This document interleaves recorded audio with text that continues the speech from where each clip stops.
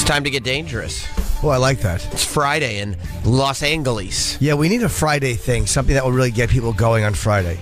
Oh, you're right. You know, that's a great idea because there's never been a radio show to do a special Friday jingle.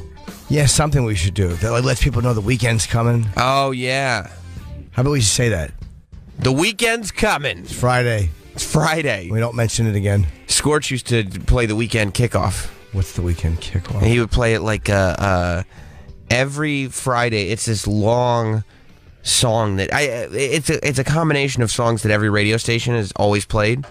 Like he'd start with that, "How's your whole family?" I don't know that one. Yeah. It was just like a bunch of dirty words, but I didn't actually say it. I meant, "How's your whole family?" Oh yeah. And it would God, that's awful. Like it go, "How's your dick? Dictation machine." Who has a dictation machine? No one. Why would you? No one. The people in Syracuse are not sitting there being like, you know what? I'll never look at my dictation machine the same way again. People hear dick and they're like, oh, I guess there is a dictation machine if he said it. Yeah. That's stupid. What is a dictation machine? Is it a tape recorder? I guess you're talking to it, yeah. Yeah, right? Your dictation machine, yeah. And then it would go into like, oh, yeah, that's what it was. It was a weed song. It would go, "Let's go smoke some pot. Let's go smoke some pot. Do, do, do. Let's go smoke some pot." And it would go on and on. And I'd be sitting there, and his co-host, Paulie, would just have his head in his hands. Would Paulie be laughing? He would hate it. Why? Because he'd just look at his dreams crumbling beneath him. You think so? He could not fathom how he ended up in the position that he was in. He took on, they said, all right. Really? Scorch is the morning show. You're going to be his sidekick. And he'd just be sitting there and he'd go, "What are you doing?" And Scorch would go, No, you don't understand. Everybody likes this. Everybody's like this for a long time. This is how people in Syracuse start their weekends. Nobody started their weekends like that. Will Scorch not come on this show? No. We tried? He won't talk to me. Is he mad at you? He doesn't talk to me at all. Why? He thinks that the whole war on all the attention. It's not even a war on Scorch, because I think most of our fans, they like him. They're very fond of him. Yeah. PFG TV is one of the great TV shows of our fans' history, but he believes that a lot of the attention that he's gotten is because of me. Oh, really? And he pretty much blames me and some people have been negative towards him, which I don't understand. Does he feel that you've been positive about his performances? He feels like I went in there and he taught me everything that I know, and I came back and announced all of his flaws to everybody across the nation and to Canada as well. That I decided to come out and just say, here's everything. But he had a lot of flaws, you know. Were they easy to spot? They were. Like, look. When you're working with a guy who's so obsessed with top 10 lists that he announces that it's the anniversary of the Jungle Gym because he's got a list of top 10 people named Jim, and then when his co-host leaves the room, he leans into me and he goes, "Yeah, I was lying. It's not the anniversary of the Jungle Gym. I just wanted to do my list." You're in a situation where there's no... That's great. You think so? Yes. You weren't on the list. Jim Belushi made the list. I understand that, but I'm saying I think it's really good, like to have the anniversary just to get the names in there. You think that's a good thing? Yes, even though it's not really the anniversary of the Jungle Gym. No, the anniversary of the Jungle Gym is in February. You don't know that. February 8th. His co-host Paulie would be saying things like, "Scorch, why don't we do something different for the anniversary of the Jungle Gym? Why don't we have the stunt boy we'll hang him up at a Jungle Gym or make him be creepy at a playground in front of kids or do something." No, we're going to do the list. I like the list. That would be it. That list is good. That would be all he was willing to do. Jim Belushi, Jim, whatever, bunch of Jims. Yeah. And that was it. So maybe we do need a weekend kickoff. Yeah. I like when they do working for the weekend. Yeah. That's my favorite. When I had Loverboy, you remember when I had Loverboy on the after show? I couldn't listen. I was too embarrassed for them. I mean, I like those guys, so I felt bad. First, Anthony called up as a prank caller. Oh, no. And they're just talking, and Anthony asks a real question. And as he's answering, Anthony just goes, "Hey, where'd you get them red pants, faggot?" It's just really disrespectful. Then he's there with the band. He's got his guitar, And he goes, I go, so you're going to perform for us today, right? And he goes, yeah, I thought I'd perform the new song. And I go, yeah, let's do Working for the Weekend. And he goes, yeah, no, I just thought we'd do like the new song. We came prepared for that. And I'm like, all right, we'll do Working for the Weekend. We're going to do Working for the Weekend. What did he do? He played Working for the Weekend. Did he do the new song? No, we ran out of time after Working for the Weekend. Did you feel bad? No. I felt like I had done everybody a great service. We'd all gotten to hear the big hit and then got them straight out of the studio. Oh, those guys. I don't know them. I just felt really bad. It was, right? Yeah, I feel very bad for people. You do? Yes, I do. Yeah. It was fun, though. Yeah, I imagine that would be kind of satisfactory. We had a very busy day yesterday. We got a busy day today. In a few minutes, Bob Saget's coming in. Yes.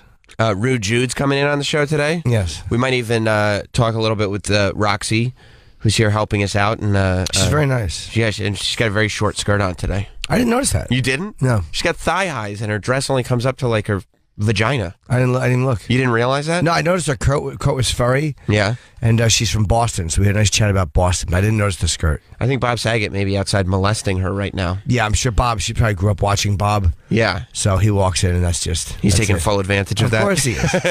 Oh my God, it's Danny. Yeah. Yeah. Bob has a great life. He does, right? Yeah, man. That career he's had was built to be in your 50s and meet women in their 20s. Yes. Yes. And now he's got the Netflix show. So right. So it's even more girls in their 20s. See, what I need in my career, besides anything to happen, is I need some kind of a gig that like women in their 20s watch or young girls watch now. You need some kind of gig where any women watch anything. Well, let's say young girls watch it now, like 10 and 12-year-olds. I'm 48. So by the time I'm 60, they'll be in their 20s. It's perfect. Oh my God, I grew up on you. So you want to put in the legwork now? I don't want them now. I'm willing to put in my fucking footwork now. Right. Get it done. And this way, in 10, 12 years, I'm rolling in the box. Right. You got 10 more years. You got 10 more years of prostitutes with fun extra parts. Well, they don't have to be prostitutes. They could just be nice girls who appreciate my personality. With a little extra fun. Well, maybe not. That's the beautiful part about it. It's like, let's make a deal. Right. Open curtain number 3. Who knows? Yeah. Either way, you're a winner, right? Absolutely. That's right. And then, after 10 years of that, you start rolling in the box. You start rolling in the younger, girls in their 20s. Right. It starts raining puss down on you. Oh my God. Yeah. I have to put an umbrella up, with little slugs dropping on it. You made it very gross. Yeah, I did. If you want to call the show today, it's 866-969-1969. You can tweet, Instagram, Facebook, YouTube us at Jim and Sam Show. We had a very busy day yesterday. Yeah, after we left, we went and saw Bob Eatman. Yes. Had a very, very exciting breakfast with him. Yeah, it's really weird to eat with a corpse, but it was fun.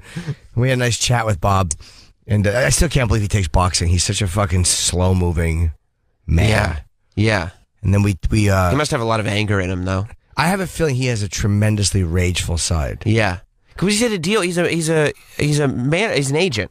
So he's at a deal with talent for a long time and with money guys for a long time, which are two of the most infuriating types of people. Yeah. And he's always this kind of quiet, even-keeled. Yeah. Well, I think this is what we're going to do. Yeah. Which that doesn't mean he's not feeling it. He was getting annoyed at me as we were negotiating this part. He was? Well, he was just kind of going, Jim, sign the deal. And I was close to it anyway. There's a couple of small things. But I could tell when he was like, all right, I've done. There's nothing else I can get you. You don't want to catch a Bob Eatman fist to the face if you don't sign that deal? It'd be so humiliating. It wouldn't even be bad just getting knocked out by Bob. It'd be humiliating because it was Bob. Yeah. Yeah. Because he'd still be standing over you calmly, and then as soon as you woke up, he'd probably just start talking radio again. It's fucking horrible. All right, Jim, I'm glad we've learned our lesson there. So I'm thinking for the next contract, here's what we'll do. So, yeah, we had time with him, and then we went and did, we had to stop because we were scheduled to do Stone Cold Steve Austin in the late afternoon. Yeah. And Steve called Sam. Yeah, he and did. Said, hey, bitch, bring me a cable.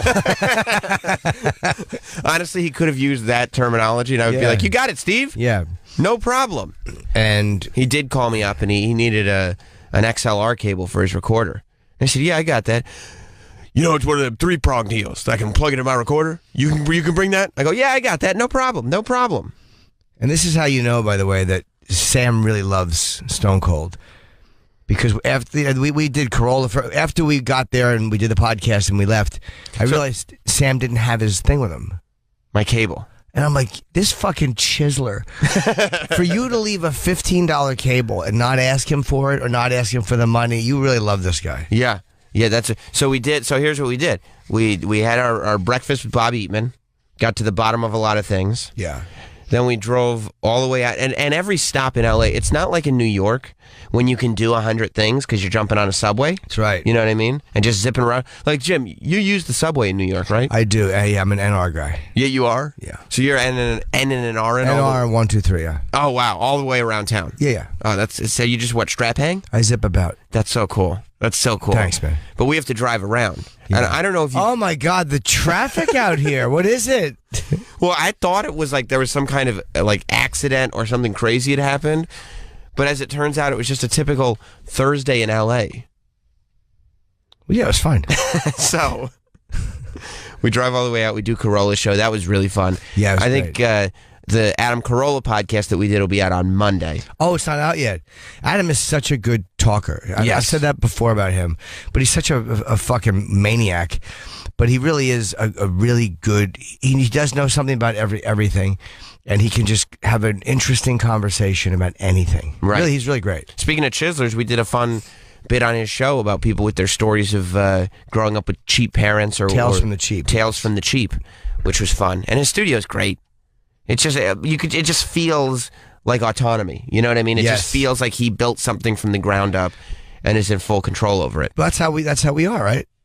What do you mean? Oh, you don't mean us? Okay. No, I don't mean us at all. The studio that we're in right now, you could come and catch up on reading after the show. Terrible. Like, it's very, very peaceful and quiet. So we did Adam Carolla's podcast. Then we had to make a stop because we didn't have time to stop at the hotel to get the cable that Stone Cold needed. Yeah.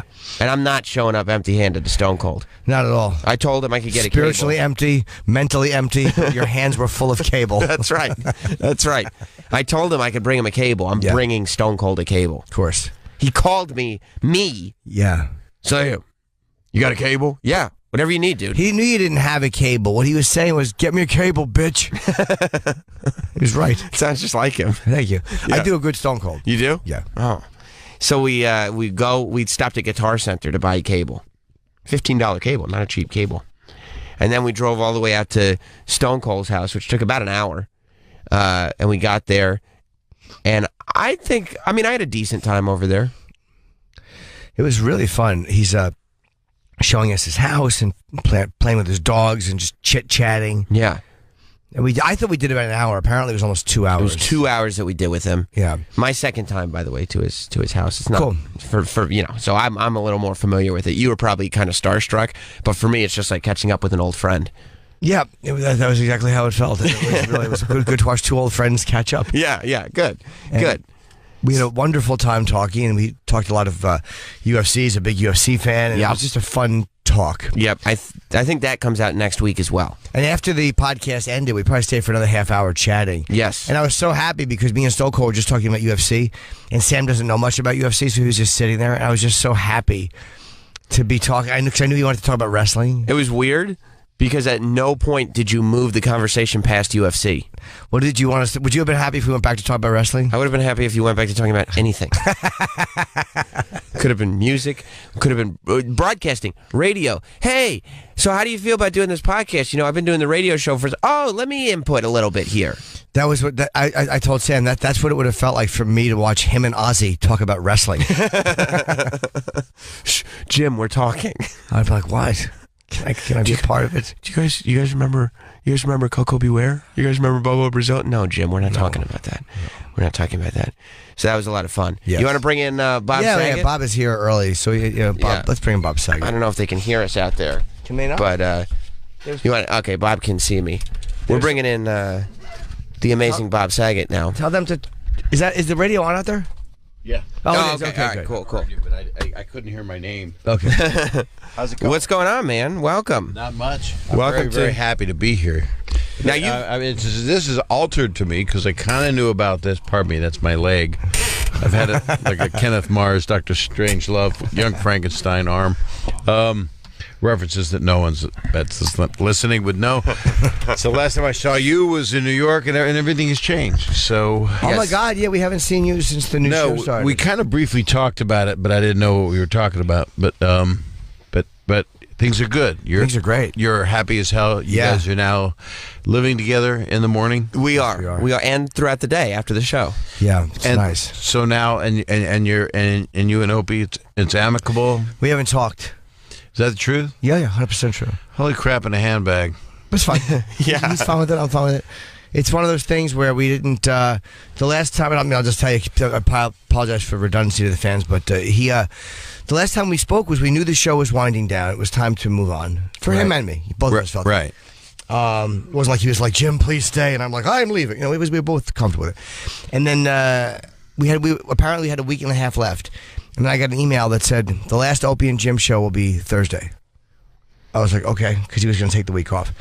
And then on Thursday, we got an email who said he had a family emergency of some sort. So sorry to hear that. Well, I sent him a text. I was like, I hope your family's okay.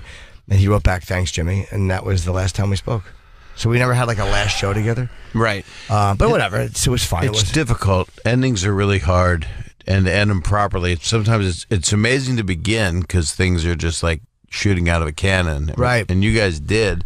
But you also had all that ruckus with Anthony and all that stuff. So you guys were, well, when the whole thing launched, I mean, when it was really in its heyday was when we were out doing the O&A tour. Sure. And, I mean, that was a huge amount of energy where the whole East Coast was just coming to the shows. And it was awesome. It was so great. We were on terrestrial. So much fun. Even though, you know, it was bittersweet because I hated the terrestrial radio side of it so much. I lost a lot of money when we came off K-Rock and all those, because, you know, you made money for, O&A were generous with me. When we had the syndication deal to these other markets, they were great.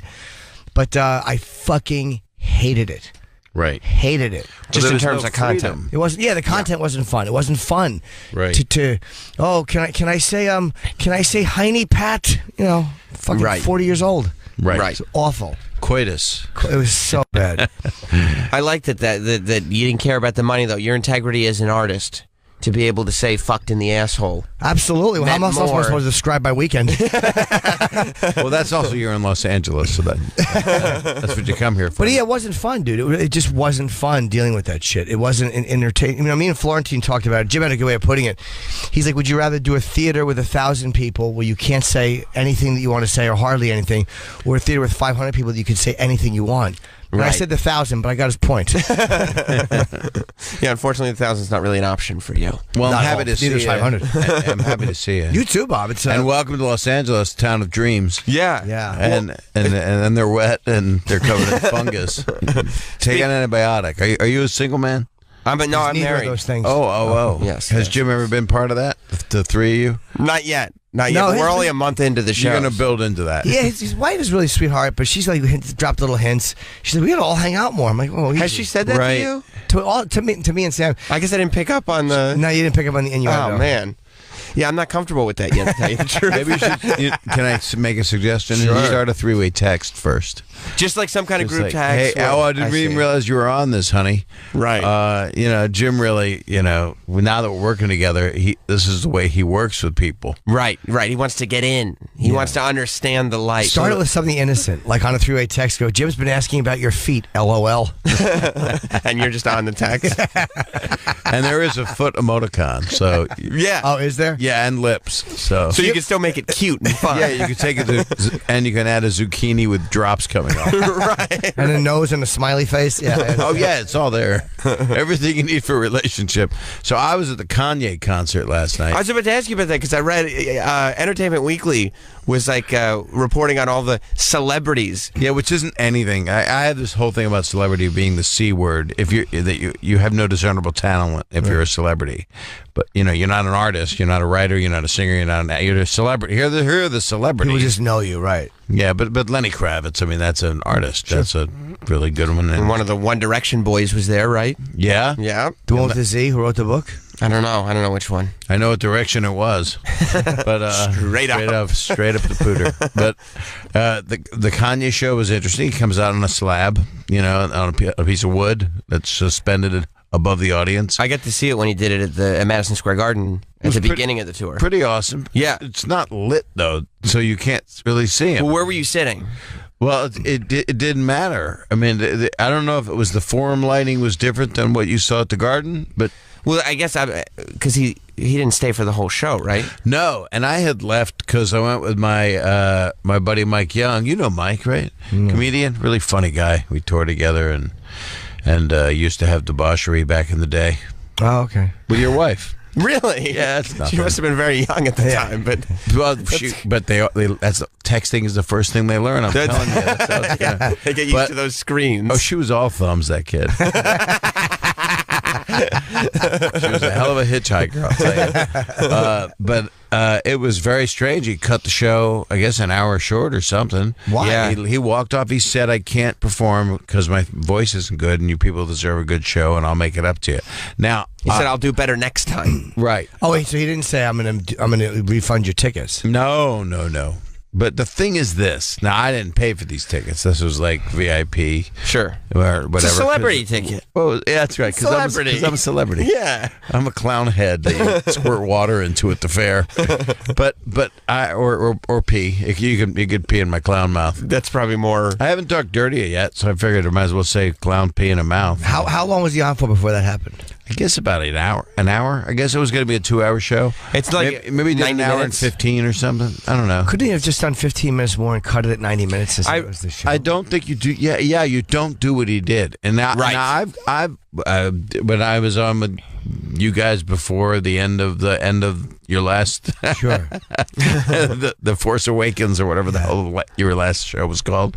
I was in a play, this Hand to God play. That's right. And you saw it. I liked it very much. And I was really happy you were there. And it was right up your alley, too. 'Cause Yeah, it it was was great. a demented sick. Yeah, thing yeah. About fucked up life and beautiful play, actually. And I played a Lutheran pastor because I'm so much like that in life. Well, you were very good. Oh, God, I want to make love to you. I don't want to fuck you, though. No, I understand. I'm talking slow. Yeah. I'm not just so long if we're going to do this. Let's not, let's... My head hanging off the bed, you gently cupping my ears, giving my throat a good rogering.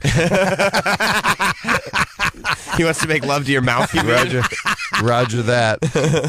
I'm going to Dumbo you. Just slowly penetrating your face. I would hate that. Oh my You God! would? Oh No, you don't want to. That's not making love. Rogering a man's mouth. Well, No, that's terrible. It's terrible unless you like it. So you were doing the play. Yeah, and I lost my voice. And what do is you get an understudy, or you do what I did, which is you call Dr. Quackenbush, and you get some prednisone, and you open your throat up. Right. So I took the pills, and I was able to do the show. It's not great for you. They say it puts a little weight on and makes your throat. I did it for about a week because I literally had no throat. And Right. not gonna let that understudy take your job. I'm saying that Kanye is established enough, and I don't think he's the most holistic guy in the world. I'm just guessing. I don't know. He might be. He might be a guy that says, I'm not putting a drug in my body.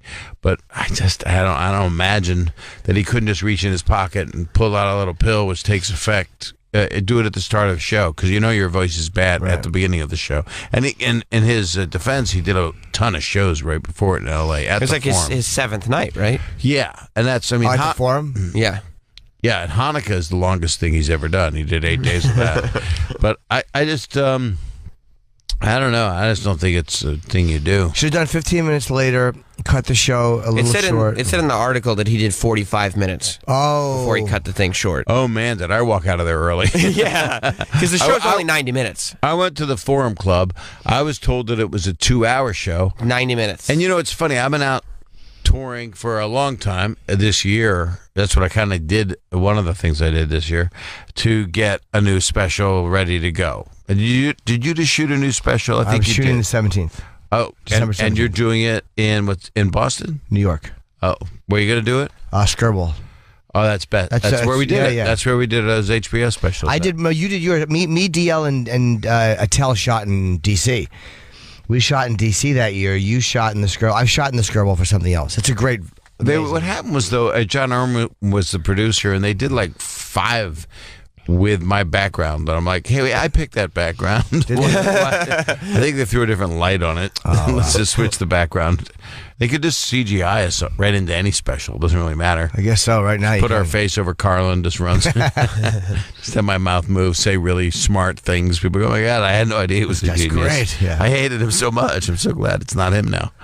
But so he cut it at 45 minutes. That's what it said. That's great. Then again, if your voice is really going, and you can't fix it, like if you realize like, oh fuck, then what do? You got to sing. Cancel the show before it, right? Or you take the pills at the front of it.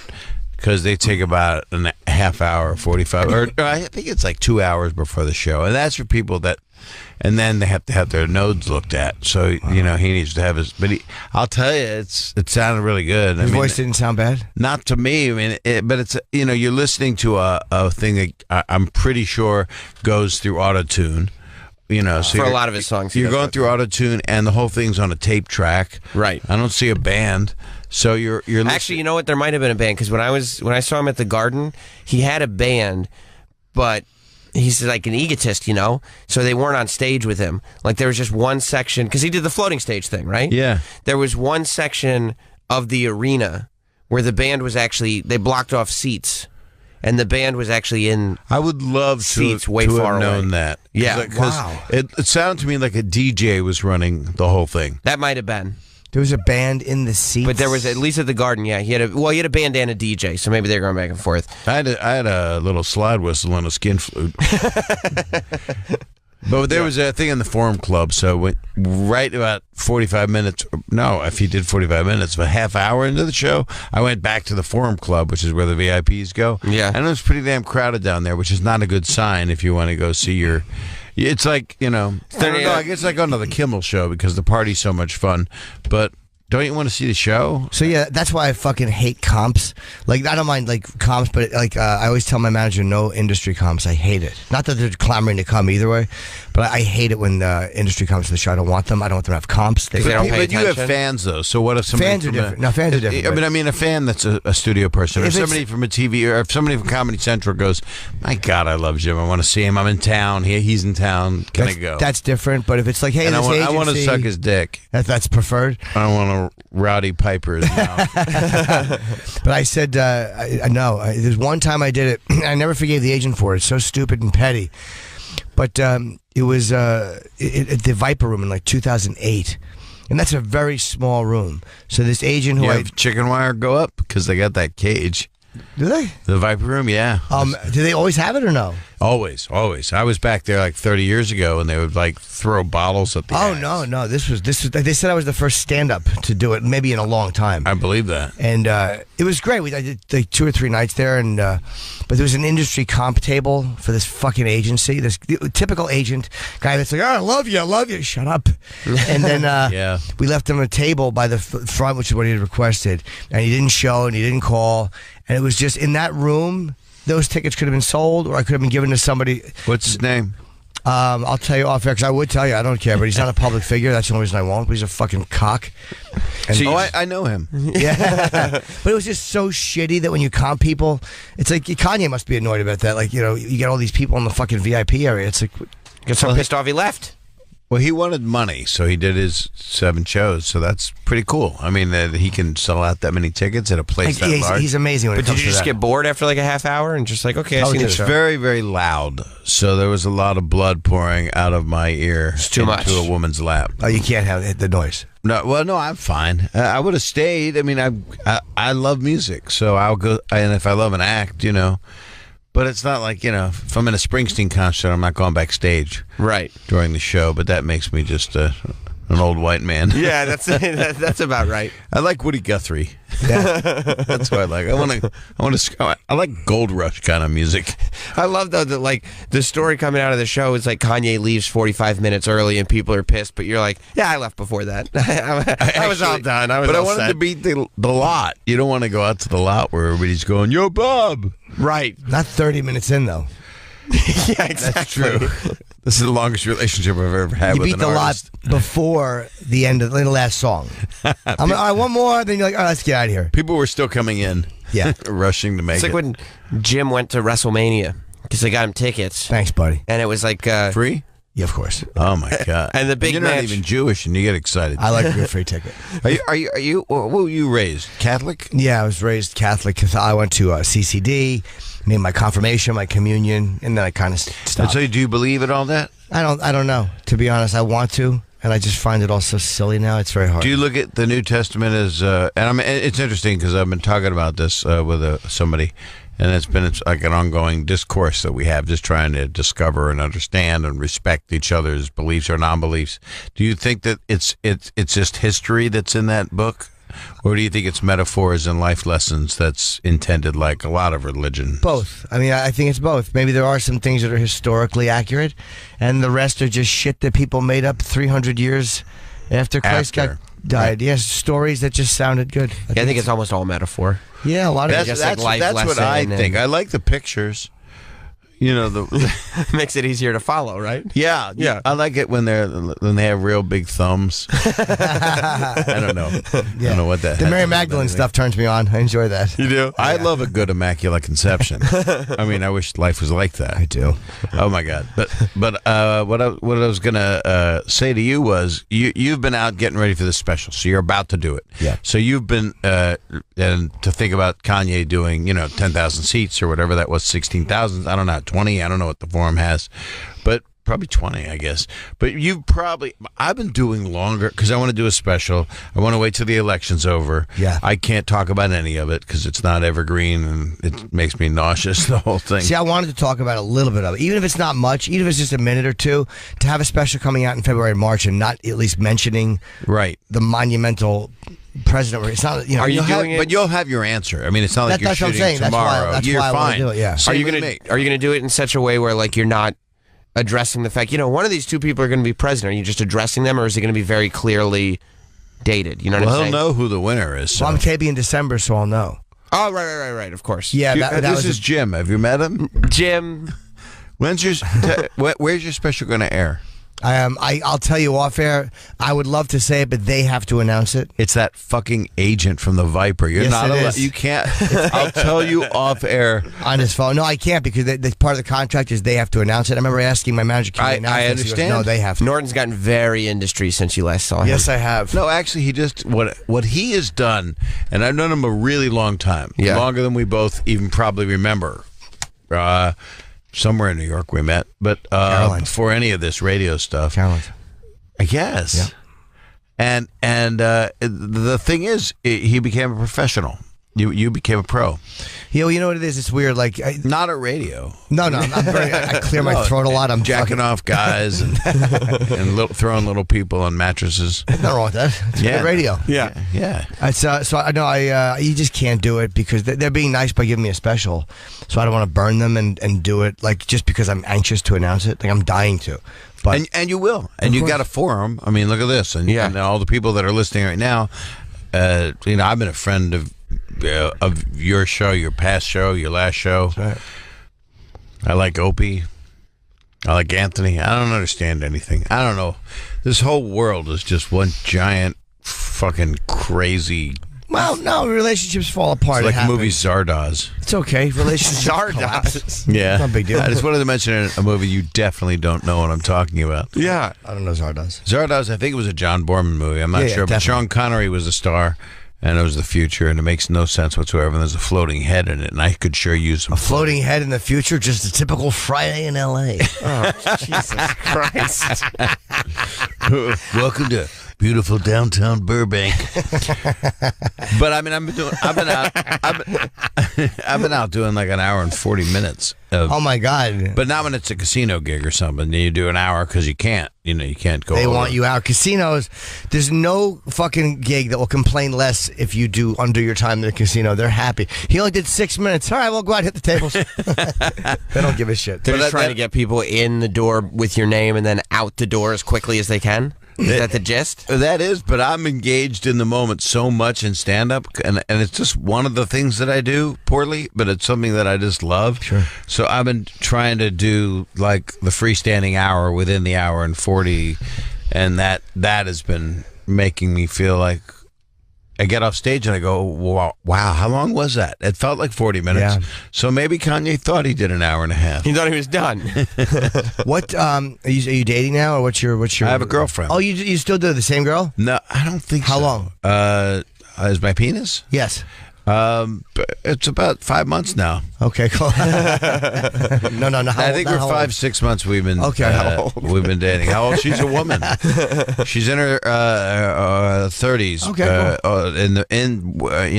In them. So nice. I don't want to say anything bad age-wise, but she's a very, very sweet girl, and we have not broken up at the time of this live broadcast. I think that it was last time I saw you. When is this replaying? I got to figure out how It replays tomorrow morning, so I don't know for sure. Yeah. But at the time, this live broadcast. This live broadcast now, because you're in L.A., is running 3 hours later than it usually does. Correct. And your fans are accepting it. They will just move to that time. They're all starting work late For the week. Creepy. Yeah, for the week. And what is the show that follows yours on this very station? It's a replay of us. Replay of our show, yeah. So they play you twice. They play us twice. I Yeah. did the math on that. Yeah.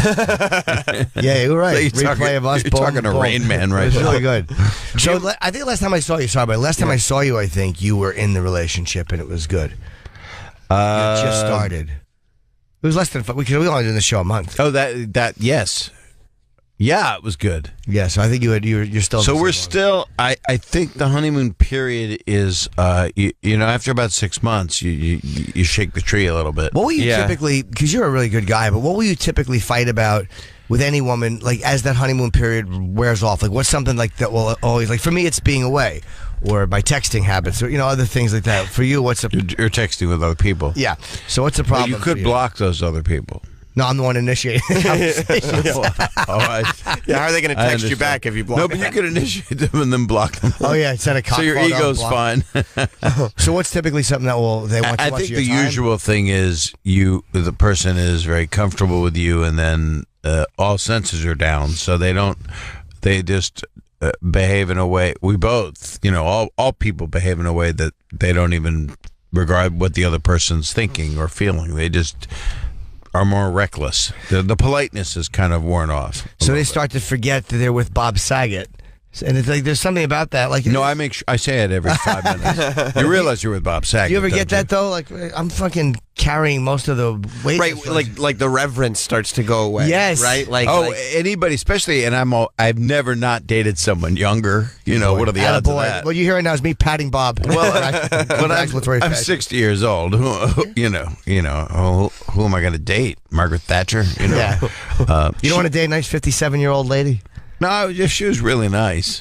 yeah, right. She had to be really nice. Really. And 30 years as younger. a writer friend of mine once said, and believes that semen is a beverage. That's Lenny Rips. I want to give credit to him, man. He's going to want credit for that joke. Drinking cum. Just a Saturday in L.A. Oh, Jesus. Welcome to Burbank. We're drinking cum.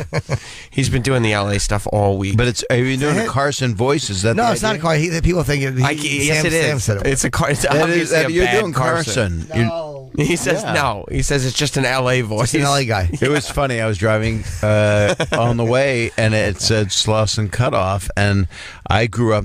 Nobody listening would know this, but Johnny Carson and his writers would just go, and he would pretend he was Art Fern. I don't know what he was doing. He was giving a tour of how to get to his car place or something, and he goes to the Slauson Cutoff. Get out of your car. Cut off your Slauson. There's like literally no. I mean, I guess it was a pickle joke that you're just cutting your dick off. Yeah. That was his. That's how he dealt with the censors. He was very good. He really was. So he was good, but I just did. Makes no sense. No, I got it. Jim had a strategy we were talking about before you came in about his dating life because Jim is looking for a girl. Are you looking to settle? Not settle. He's looking for a girl, but we use the term girl loosely. Yeah, it's possible. So it could be a partial girl. Sure, but no, a girl. Like I want some. I mean, it could have a girl of multiple parts. Yeah, why not? It could be a part girl. A nice Right. girl. Girl with surprises. You want a Shetland? You want a centaur? You would not mind something with cloven hooves if it talked to you. No, if it didn't talk to me. That's the problem. That is the key. But Jim's idea was, he said that you're a genius, because of what you've done with your career. He wants to do something now. That's right. You want to do a kid show now? Jim wants to do something that 10 to 12-year-old girls like, so that way when he's 60, he can bang 20-year-olds. Well, 5-year-old. Yeah. I don't even look. I see. Here's what. Because I have 3 daughters, and you do not have any kids, correct? No, that's true. And I know that because if I recall, your semen didn't taste like it worked at all. I do not. I can tell just by the taste of semen whether that guy can get someone pregnant. You can tell potency based on taste? Yeah. In fact, I work in a lot of clinics, and they just have me come in, and it's like a glory hole, so people don't know it's me, because that would kind of be like weird. It may not be good press for me. Right. But I just make sure that the guy, whether I could say, you're going to have twins, And here's how Bob knows. He goes like this, and he sucks it through his teeth. Right. And if he feels like he has like pieces of orange between his teeth, he knows they're disgusting. He's trying to figure out how pulpy it is. What's weird is I can talk. Doing shots. The patient, you're late for the patient, but we have the sample here. All right, down the hatch. It's like using the Vitamix. Anyway. But yeah, the career you've chosen is great. But it's weird because I come on here and then people go, oh my God, that's not the dad on Full House, because they think that was a real person. Right. They don't realize it's a character. So I have this odd career that I'm working. But Danny Tanner was probably doing shots of jizz too, right? Well, I don't know. It looked it to me. Yeah, I think so. You wear a real colorful sweater like that with a lot of patterns to hide stains. You can't find semen stains in one of those Cosby sweaters. I got a question for you, and I'm not going to do this anywhere on stage. I don't like talking about this stuff. Sure. But Bill Cosby is apparently blind now. Yeah. And you've talked about this on the air. Is he totally blind? He said he can't stand trial. Right. That was a separate sentence. Well, He just can't stand trial. How about this? As long as they're not blind, I don't think he needs to be vision. My thought was, in a perfect world, if I had no family career in my bones, and all I did was come out and just do what you do, which is get out what I want to get out, my devils, my observations. Sure. I just had a premise that at the trial you don't have to be able to see. All you do is like you go up and you do the grab, you do the old pussy grab, which is very popular. Funny. Right? And you feel their tits, and you go, that's her, definitely her. I could feel, or your dick's in her mouth, and it's this was the mouth. That's definitely the mouth. It's of a that strategy he's using to cop feels. You're saying. So you're saying basically a girl's he could be getting all of it again. Yeah. Just for the fuck of it, without having to drug him, and use his blindness to serve him. And then he'll say, oh, no, that wasn't her. Right. Like basically just Cosby groping and fucking women. Just a typical Saturday in L.A. Stop doing that. That is Carson. Why? It's hilarious. No, it's Carson. I tried to tell him it was Carson. No. He's just doing it over and over again. People are going crazy for it. Nobody likes it. It's a wacky Saturday in L.A. They're going crazy for it. It's a hit. 15 minutes to Burbank from here. There you go. That's Carson. I'm not doing Carson. Not you? No, it's not. So you're saying Cosby may decide I need to go based on feel. I can't. I don't think they're going to televise it. It's not going to be a C-SPAN thing. Right. Is he really blind? The time I met him, I don't know. I mean, I met him twice, and his eye was open really crazy wide. I guess he has glaucoma. I've watched him. He has to get helped into cars. Like when he did Sirius one of the last times a few years back, they put him into his car like a cop car. Like they had their hand on the back of his head. Oh, that's when he was being arrested. That's what that was? Oh, right. That's before all this jazz happened. Meanwhile, we are talking about a guy who literally was an icon. Yeah. And we're in a time right now where we're watching our icons just fucking drop. Yeah. People that we look up to. How many people are, there's a few people. I mean, for him, Jared Fogle, he's a heartbreaker. Yeah. Sam looked up to him. Icon of sandwiches. And the you love a young sandwich? Do you love the meat when it's not cured long? That's right. Fresh off the bone. He couldn't wait till that calf was just running and then smoked. Run that thing right into the little refrigerator. Smoke that little fucker. It's very difficult to be an icon, though. All of a sudden, you're given all this power where everybody just worships you. No, but just a good person, like Tom Hanks is a good person. Right. I mean, that's like, you're kind of America's sweetheart because he's I've known him. I did the warm-up on Bosom Buddies. Did you? Wow. Really? I thought I saw that guy in New York. Who, Tom Hanks? No. He's on SNL. You did. His partner. Oh, Peter Scolari. In like a Starbucks one time years ago. What happened? Well, yeah, he's on Girls. Oh, he is? Yeah. Okay, good. And I saw him in a play that Tom starred in, the Nora Ephron play. it's escaping me right now. And he was wonderful. So you know Tom well. I know him, and he is a incredibly good person. So there are people like that are just. I mean, you know a lot of people. I mean, Jimmy Kimmel is an incredibly good guy. There's just some people that are, and I'm not saying that he's Tom Hanks, but you ever see Forrest Gump? To me, he is. Forrest Gump, good person. Yeah. Bosom Buddies was funny. Yeah, I remember. What was the song? My Life. Yeah, it was Billy Joel. Billy Joel. That's right. Yeah, and it was exec produced by an old friend of mine, Chris Thompson. Did you know Wendy Jo Sperber? Very well. You did, right? She died, right? She did cancer, and I did benefits for her that have in Palm Springs. She really tried to champion and raise some money for breast cancer, and she was a lovely, lovely girl. So you don't think there will be any awful stories coming out about Tom Hanks? I don't foresee it. I mean, because everybody says Arnold Schwarzenegger's a great guy, but he's always got skeletons falling out of his closet. Yeah, but man, that's just a Teflon guy. He has a son with his maid, and then he gets a hip replaced, and then nobody knows. He can do anything he wants. I call him just for humor value. I will say sometimes if they'll say, "How's Arnold Schwarzenegger?" and I'll say, "Do you mean the Governor?" And I'll say, what humor value does that have? I'll say he's been running around just kind of solving crimes and shooting everything. And someone said, it's just a typical Tuesday. He's not even the governor anymore. He's not the governor. He's a movie star again. Yeah, he's back to that's LA for you. Yeah. God damn You it. can be the governor and then go back to being a movie star. Right. And you'll kill less people. And it's another typical Thursday. And it was his housekeeper, Friday. right? And yes. And he isn't. She looked like a gargoyle. Is that true? Yeah, she should be on top of a fucking federal building. Well, maybe when he was the governor. I mean, he was in Sacramento. There is a hotel there with gargoyles on the building. Maybe that's where he met her. She was just hanging out on the roof. Yeah, she fell off and he fucked her in the throat. You can't get pregnant fucking somebody in the throat. She is really. But I like that Arnold's finally said, "Hey, this is my son," and he took the kid to like Germany or something, or they celebrated Oktoberfest. That's good for you. And then he got Celebrity Apprentice. Did a tour of the camps. Yeah. But he was always nice to me. Always, as I said that, then this. I only met him once, and he was awesome. He came in and did the radio he's show. funny as hell. Oh, that's right. He did come in to do the show. Yeah, he was great. Yeah.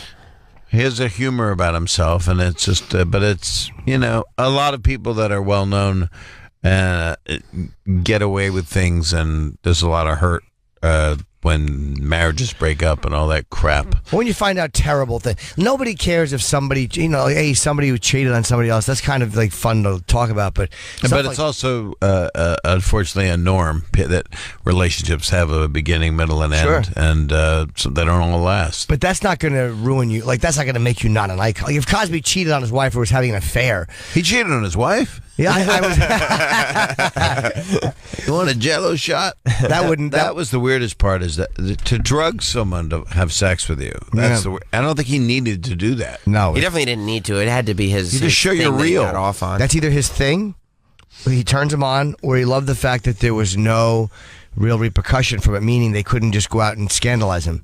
Yes, and there was not much memory. And maybe he was afraid in the 60s of being a black guy fucking white women, and all of a sudden if that comes out, he's ruined. I'll bet he got off on the I don't power. even. He might have. I bet it was the power. He might have, yeah. Yeah. See, I don't even think he thought that way, because it really, I don't know. I never, I don't see race a lot of times, and that's obviously I don't either until somebody is in front of me, or until I hear them on the phone. Until it's locker room talk. Yeah, or until I see that they spell a text, then I say it. God, I want to grab some pussy. I want to grab some Billy Bush.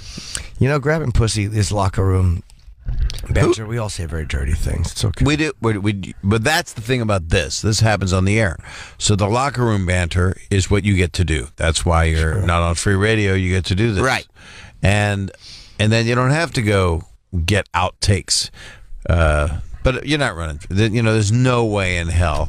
I mean, in fact, we would have to turn into hell. We would have to be in hell for you to be a nominee for president. But listen to like the Nixon tape. Wasn't Nixon saying like nigger and Jude and all this nasty? So wasn't he like really racist and saying all like? That's the 18 minutes that's missing. No, but didn't he say stuff beyond before that, like my Jew? Because like he said some horrible shit apparently. That's the time. Well, but no, but you know what I mean? Like as in the Oval Office. No, but he had a Jew. He had one. He did. Yeah. He had one in possession. He brought in his Jew with him. I thought he was saying like it lived with him like Bilbo Baggins. It was right. A miniature Jew. Yeah. It was a toy Jew. Yeah, I thought he was saying like all kinds of nasty stuff. Bob, were you close with Kevin Meaney? I loved Kevin. Yeah, Meaney. he was great. I loved him. What was it, a heart years attack? ago, Did they say what it was? I think he said heart attack is what, at the end of the day. Man. But I came out of different scenes. I would do Boston, I'd do San Francisco, I was New York a lot, LA, and I was in San Francisco is kind of where I became friendly with him. And it was just you could feel like he was one of Steve Martin's children, you know, the silliness that Steve kind of was that he launched in a way no one had ever seen. You know, he was selling out, 10, 20,000 seat places and then didn't want to do it anymore unless he did a whole new act and became a movie star. But Kevin had that silly, just fun, just made you feel good. And I kind of subscribe to that. Even in my stand-up, I'll go on riffs.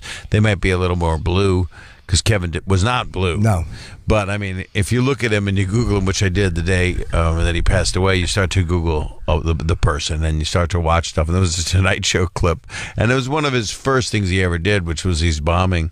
And because he purposely would do something that didn't do well, which we all revel in. We very ballsy, though, to do that on the Tonight Show. On the Tonight Show. And he's singing, I don't care, or I don't care. And then the other thing that, go put on big pants. We're big pant people, because his parents really fucked him up. They clearly, and he came out as being gay, and that was a didn't come out big until deal. so much later. Yeah. It's really weird that he had to. I'm trying to use Purell here.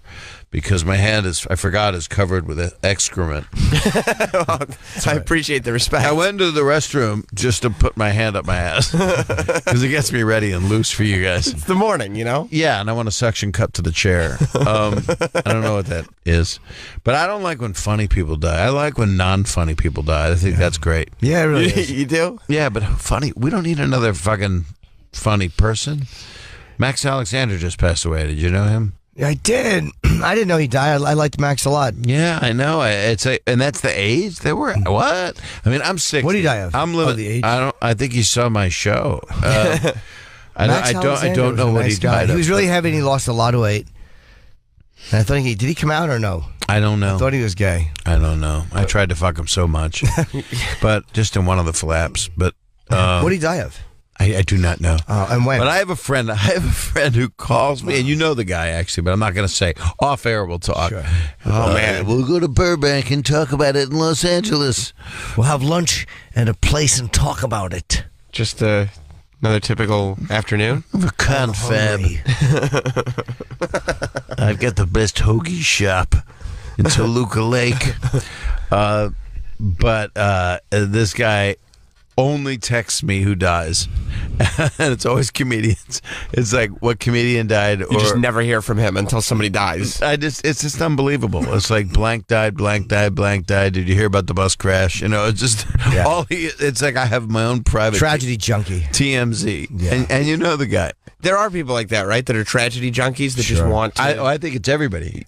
I think it's everybody, and I think it makes me want to vomit on them because I turn on the news and besides the insanity of the World Federation wrestling politics we're dealing with, I mean, you don't want to see a poster or two faces of your candidates cut out opposed at each other like the ad for Enemy Mine. Lou Gossett, great. Right, and Dak. Right? Oh, I like that. Do that later. Do that with my sack on your eyes. I want to put my I want to rest my balls in your eyes. It'd be preferable to what I have to look at every morning. All we're gonna do is like just eye and mouth stuff. We're never gonna actually have sex. There's never gonna be anal. There's just gonna be eyes. Jim just does above the neck. That's all. That's all he does. That's pretty hot. So your friend calls you. ATN. Above the neck. Yeah, it's better than ATM. It is. Although you just went asked to Purell a minute ago. Yeah. So the honeymoon is not over in your relationship yet. No, we are in a relationship now. We're heavily into it, where you learn more about the other person, and sometimes you find out things that, oh, that's how that person responds to that. Do you fly her to gigs with you, or does she have a gig here that she can't leave? I'm going to Vancouver and doing a couple dates there. I'm going to do you've done them, haven't you? Not Vancouver, no. Oh, you should go there. They're nice. So nice. They're casino gigs, but it's where Don Rickles did Mr. Warmth, that John Landis documentary about him. It's the River Rock Casino. I'm there next week, and then the Hard Rock Casino there the night after, and Canadians are. I've spent 30 years doing stand-up there all around Canada. You've done a lot of Canada, haven't you? No, mostly Montreal and Toronto is it, and that's it. Well, we did the Montreal, that Dirty Show, that Montreal Comedy Festival thing that you were so funny at. What was that? That thing at the Place des Arts. It was a Dirty Show, and it was live on TV. And thank you. Yeah, that's right. And at my intro, I actually told the story that we talk about it literally every time I'm ever on a show with you, which is, I said, and this guy called me up one night, and this guy texted me one night, I could really use a hand, you know what I mean? With my dick, right? Or someone like that. No, I said to her, like, hey, are you available? You said to her, but you meant, I'm Bob. It went to you. I'm a guy. Oh. Yeah, but by accident. I thought you were calling me a her for a minute. I thought everything changed in here. No, Bob's beautiful. Like, we cut to your point of view, and I'm just wearing a blonde wig. She was cute, man, sexy. Is that right? So he texted me thinking I was a woman that was going to come jerk him off, and I said, "This is Bob Saget, Jim." He goes, "Oh, sorry, man. I thought that you were this girl that was really going to jerk me off." I did it to Sam yesterday. Yeah, you get so excited with your texting. Too much going on. But that's how you know I like stupid Sam. I send it. I was sending a text message to somebody else, and I just sent it to Sam, but it just said. I sent two pictures to her, one creepy one and one of me and him, and I just said, with Sam, my broadcast partner. I didn't say this fucking creep or this bag of shit, which would have been more honest. Made me feel better, though. Yes. It made me feel better. So, Bob, on December 12th at Caroline's on Broadway. Yeah, we're doing this talk about the big event. This is amazing. Cool comedy, hot cuisine. You're right. So for 25 years, I've been involved with these benefits. I haven't hit you up yet. I haven't tortured you yet, but I'm going to. You know that I'm not effective at getting people in the room. I'm not good at that. That's not the truth. You are effective. What's the benefit people for? In the room. Is this for your sister? My sister died in '94 of scleroderma, which is hardening of the skin. And we have, since I got involved with this cause, before she was even diagnosed, I started doing the benefit. And then Robin Williams was the first person that ever did the benefit. And it was the Cool Comedy Hot Cuisine is what it's called. And in case anybody wants to look, it's srfcure.org. And we have raised over $40 million since I got involved with it. And Sharon Monsky is the founder, and it has blown up. I mean, we did a benefit in L.A. last year, and John Mayer performed, and Jimmy Kimmel did the auction with me, and Jeff Garland, and Jim Gaffigan, and then I just did one in Vegas. We raised $560,000, and so we're doing one December 12th. And that's going to be at Caroline's, and tickets are available at that srfcure.org. Who's on it? On this one, it's going to be pretty wonderful. It's Michael Che and John Oliver, and Andy Cohen is doing the auction with me, and Jeff Ross. Oh, that's great. That's a huge lineup. And what happens is it has to be a wealthy person's charity. It's only Caroline's max is $400 if you can get the people in there. And we do it, and it's a sit-down dinner by Susan Feniger and Mary Sue Milliken, who are top chefs, and she was best friends with the founder And she's the one that also really furthered. Did the this founder cause. die? Founder died about 20. I don't know how long ago. It was terrible. And she has 3 beautiful children, and who are like family to me. Okay. And that's okay, right? Yeah. They're like family to me. Sure. I mean, it's not like the aristocrats. I mean, I'm not family. I don't treat them like that. But I'm going to do the benefit forever, and I'm going to die of something else. Nobody's going to give a shit about me. There's not going to be a benefit for what I die from. It'll be some weird strain. I'm sure if there is, I'm sure Elton John will be in charge of it. So you're inferring that I'm going to die of something possibly gay? Is that what you're saying? Well, I think he already has a wonderful foundation that he does stuff for. If that's the case, what I would love, this is how I would love my tribute to be. I would like it to be a benefit tied to my funeral, and Elton sings "Candle in the Wind," and they bring out my naked corpse with a candle in my asshole, and they have a little fan blowing, and then you come over and you just kind of like just play with my parts a little bit. No, I think I would ruin the visual. I think then I'm up there. There's a dead guy with a candle in his ass, and someone is playing with his private parts. Just a typical Sunday in L.A. In Toluca Lake. So go to srfcure.org. Yes. For all the tickets and information to that. Again, it's Bob Saget, Michael Che, Andy Cohen, John Oliver, Jeff Ross. It's going to be an amazing show. It's going to be a lovely night. It's very expensive, and we've got some great sponsors and Actelion Pharmaceuticals, and there's people getting cured. That's the thing. Like, right. It's actually my working. girlfriend has a friend, and her aunt was dying 6 months ago, and she withered down to like 80 pounds. It's as though there's a good disease. This is a really, really bad one when it affects your lungs, because that's how you die. Pulmonary hypertension. Burbank. Our tea time lady. But I'll never get back to it. Oh, but this woman went to Johns Hopkins, one of the centers that we fund, and she's in remission. She is actually being cured of a disease that's such a boutique disease. It mostly affects women. Huge black around the world population has it.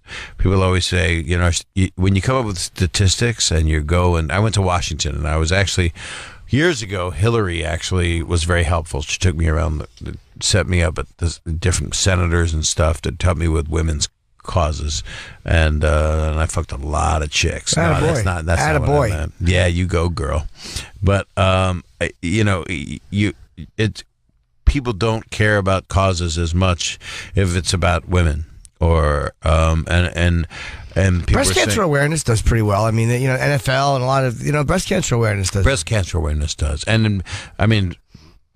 If you really want to make $1 billion, you just change the name of your organization to Babies with AIDS, and you pretty much absolutely. It's the name of my album. Might as well be.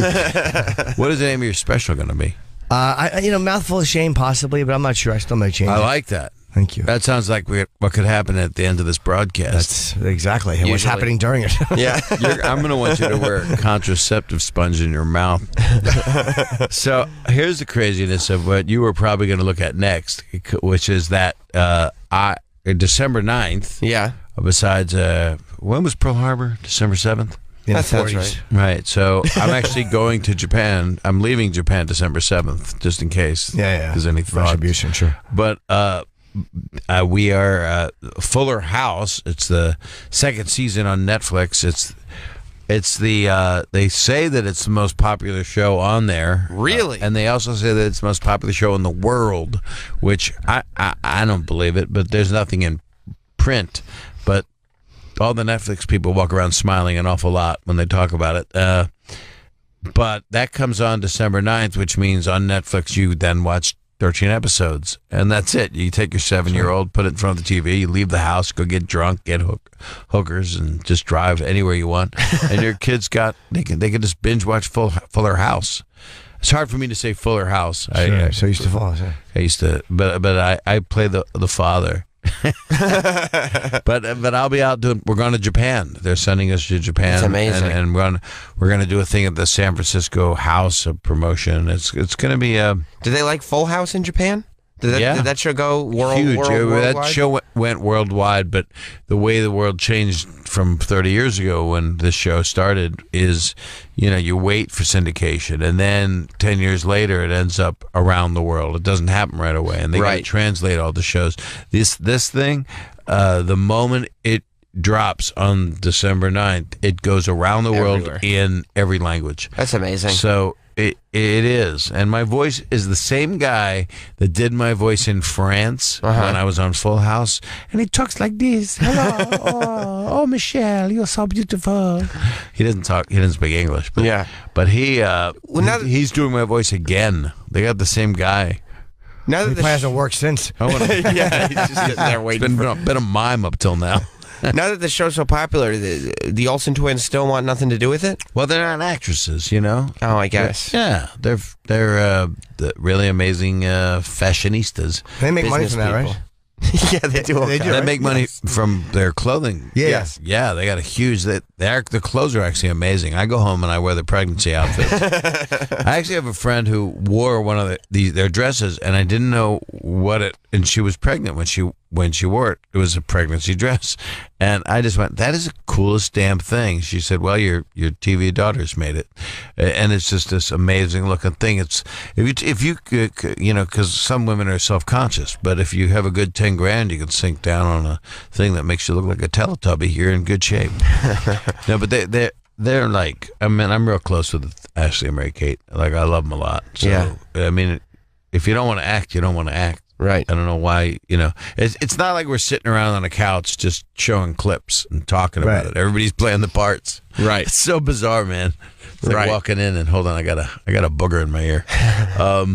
I put it in there about an hour ago. It's understandable. That was in the like when I was in the bathroom. Snack for later. Just Yeah. a typical Monday in L.A. Oh, shut up. Earwax in Toluca Lake. You're doing this to him because you know it bothers him. No, why? Because he understands that. Like, what happens is he understands that it's an untoppable joke. It's such a good one. He can't handle it. Right. It's just too funny. It's too good and topical and relevant. It Yeah, hits the you're right. place we're at. But because you know that reiteration and completely being obnoxious, which is what we were when we were 5, and then we made careers out of it. Sure. And doing something 100 times, it won't really be funny until you've done it 100 times. exactly. Yeah. And then the listeners will be doing it or go, please do that more. I don't think they'll say, please do that more, but they'll mention it at times just to be irritating, and that's all you can ask for. That's really all you can expect, isn't it? What would be the longest run you've done with that so far? With what, a redundant, repetitive joke? No, the My redundant entire repetitive. 1990. Yeah, your comedy career. AIDS. Yeah, you've done a lot for AIDS. I sure have. Yeah, you I'm really- the face of it.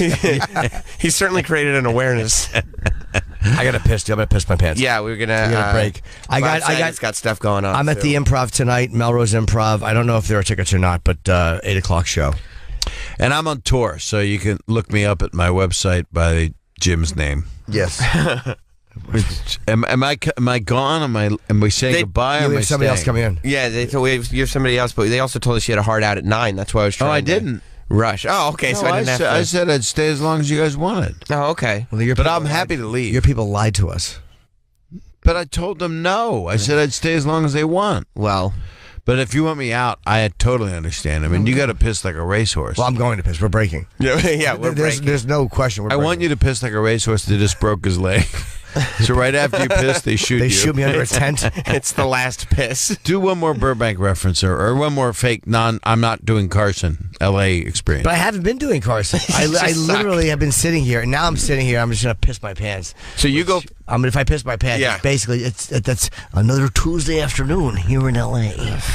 You go See? piss. You can follow at Bob Saget, or you go to bobsaget.com for all the dates, and I'm sure the cool comedy hot cuisine information is up there as well. Yeah. Thank you very much, Bob Saget. We got Rude I Jude coming up. appreciate it. We got Rude Jude coming up. Roxy's here. Whole bunch of stuff happening on this Friday. Nothing happening on this Friday. Wild Friday. Congratulations on being in Los Angeles. Nah, it's a Carson. We'll be right back. Have a good piss. Welcome back to Jim Norton and Sam Roberts here, No, live in Los Angeles. I thought your friend was coming on the show, so I tried to give her a seat, and she just wanted to stand there awkwardly.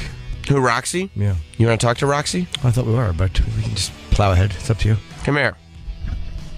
Roxy's very excited. Is she? Yeah. She likes being a part of all this. She's very excited to be here for the show. You want to call the show, by the way. It's 866-969-1969. 866-969-1969. You can tweet us at Jim and Sam Show. You can also Facebook, Instagram, Snapchat, do all that. Actually, I believe Roxy has been doing a lot of the tweeting today from out in the bustling lobby. Oh, yeah. Yes, if you wanted to sit, because I figured we were going back on the air, and you're like, no, I'm just going to stand against the wall. And you left. A little weird. That was a really strange response. I don't know why I said that. The second it came out, I was like, why don't you just fucking sit down? Just sit down. Yeah, it wasn't like I was hitting my lap. There's 2 other chairs here. I don't know. It was kind of far from me. You know, it's a big studio, so I didn't want to walk all the way over there. Get all tuckered out. Yeah, exactly. Yeah. Roxy, you look great today. Thank you so much, Sam. She showed up in like a tiny little fur thing. And the fur thing I noticed. A little velvet skirt. It's not that short. It's pretty short. Yeah. And you like to usually say this, like if I'm wearing something that's up to my neck, he's like, oh, and the low-cut shirt with the big boobs. I'm like, this is a pretty big fur I didn't say thing. you had anything low cut on. I said your skirt was short. That's true. My skirt is short. My skirt is very short. It's very velvety looking. It's the type of thing, if you were in a John Steinbeck novel, you'd get killed accidentally by a retarded guy petting you. Thank you so much. I'll take that as a compliment. It is a compliment. It's a very nice compliment. Yeah, it's like 85 degrees outside, too. I don't know why I'm wearing fur and velvet. That's okay. Well, again, it's very, very short. And you got thigh highs on, too. Yeah, what do you think about those? I don't mind They're them. comfortable. They are. They're very comfortable. That's all that matters. Yeah. Those are not thigh highs, by the way, Sam. They're knee socks. Oh, is that right? Difference, What's yeah. the difference? The length. Thigh highs go up to the top of the thigh. Like literally knee versus thigh. You I know? see. Yeah. So thigh highs is what that pilot was masturbating in the cockpit. Absolutely, yeah. Those were not knee socks. No, he would have looked not as silly in knee socks, but in thigh highs, he looked a bit ludicrous. With his feet on the console. He couldn't have been behaving more poorly on the job. Did you hear about this guy? Mm-mm. He got fired because he was They did fire him? well, I guess. Oh, I'm sorry. You're right. Suspended only. Yeah. Because he was caught via photos masturbating in the cockpit of a British Airways Photos plane. that he put up, obviously. Yeah, he took them himself. He posted pictures of himself masturbating? Well, yeah, it was like he didn't post them. I don't know where he posted them. He must have sent them, or they were lost in the cloud, or somebody ratted him out, or something. I don't know. Because he put his thigh-high up socks on the steering wheel, and his bottom of his balls and top of, you can kind of see his taint and bottom of his asshole and ball area. You really examined these pictures. Yeah, Sam. he did. You really, Yeah. you It's got like in crime there. scene photos. the guy was laying back in the chair, and he was really trying to show everything. Yeah. And he's got to get fired for that. You can't jerk off in a cockpit. You can't. Not with thigh highs on. No. And we saw his pants and his shoes That was my favorite part with his shoes, the empty shoes. next to his chair. Wait, how do you He see just the hustled pants? out of them. If his pants are off, what, they were folded next to him or something? He just tussled them down. Oh. And they were next to him. Like the belt was still in them. You know what I mean? You could obviously tell the co-pilot had just left because he just quickly took his pants down. Oh, it's the oops, you caught me look. And started jerking off. But God bless him. I guarantee you he has a system when that guy comes back where he can just throw the magazine and slip the pants on immediately. Yeah. He probably doesn't care about the shoes because the guy won't notice when he sits down. You can just slip your shoes back on. Right, because I bet a pilot takes his shoes off on the flight. And by the way, those socks, you can't really tell stockings or like man's dress socks from the bottom. They kind of look the same. No, I think stockings are a little bit more transparent. They're a little bit more see-through. Maybe, no? but who's going to notice that in the fucking dark cockpit? I would notice. You might by feel. You should reach over to caress his feet, Well, he's got his ankles wrapped around my cheeks. massage his feet. Right. Would you like a man's feet in your face? No, I would hate that. A man's socked foot with Yeah. his tight dress socks on. Stockinged foot. Have you ever dated a weird guy who's like asked you some weird fetish shit that you're like, no? I got to tell you something. I'm kind of the weird fetish person. Are you really? Well, not always, but I do like feet. Men's feet? I like feet. I've heard that from a few different women that they like men's feet. That's more of a submissive thing. You suck toes? I have been a toe sucker before. Oh, wow. Good for But you. you have to get somebody else to be into it because it's not fun if you're sucking somebody's toes who's like, oh, God, why the fuck are you sucking my toes? Would you be like that, Jim? If Roxy started sucking your toes, would you be like, Roxy, that's so gross? No, not at all. You wouldn't? No, not at all. Have you ever had your toe sucked? Of course. Yeah, no, I like it. Who Yeah, are you it's talking kinda, to, it's kid? kind of nice. But it's been in weird times, somebody who you don't. It's a weird thing for a man to say to a woman. Like, for women to say, hey, you want to lick my feet? Yeah. But it's for a guy to say to a woman, because most women are not into feet. And so, yeah, if you just put them in their face, and if they like it, they'll do it. You By the gotta way, kinda- you can see photos because people are going to want to know. You can see photos of Roxy on her Twitter at Roxy Striar. She's also on AfterBuzz TV and Screen Junkies, and she's gotten herself in.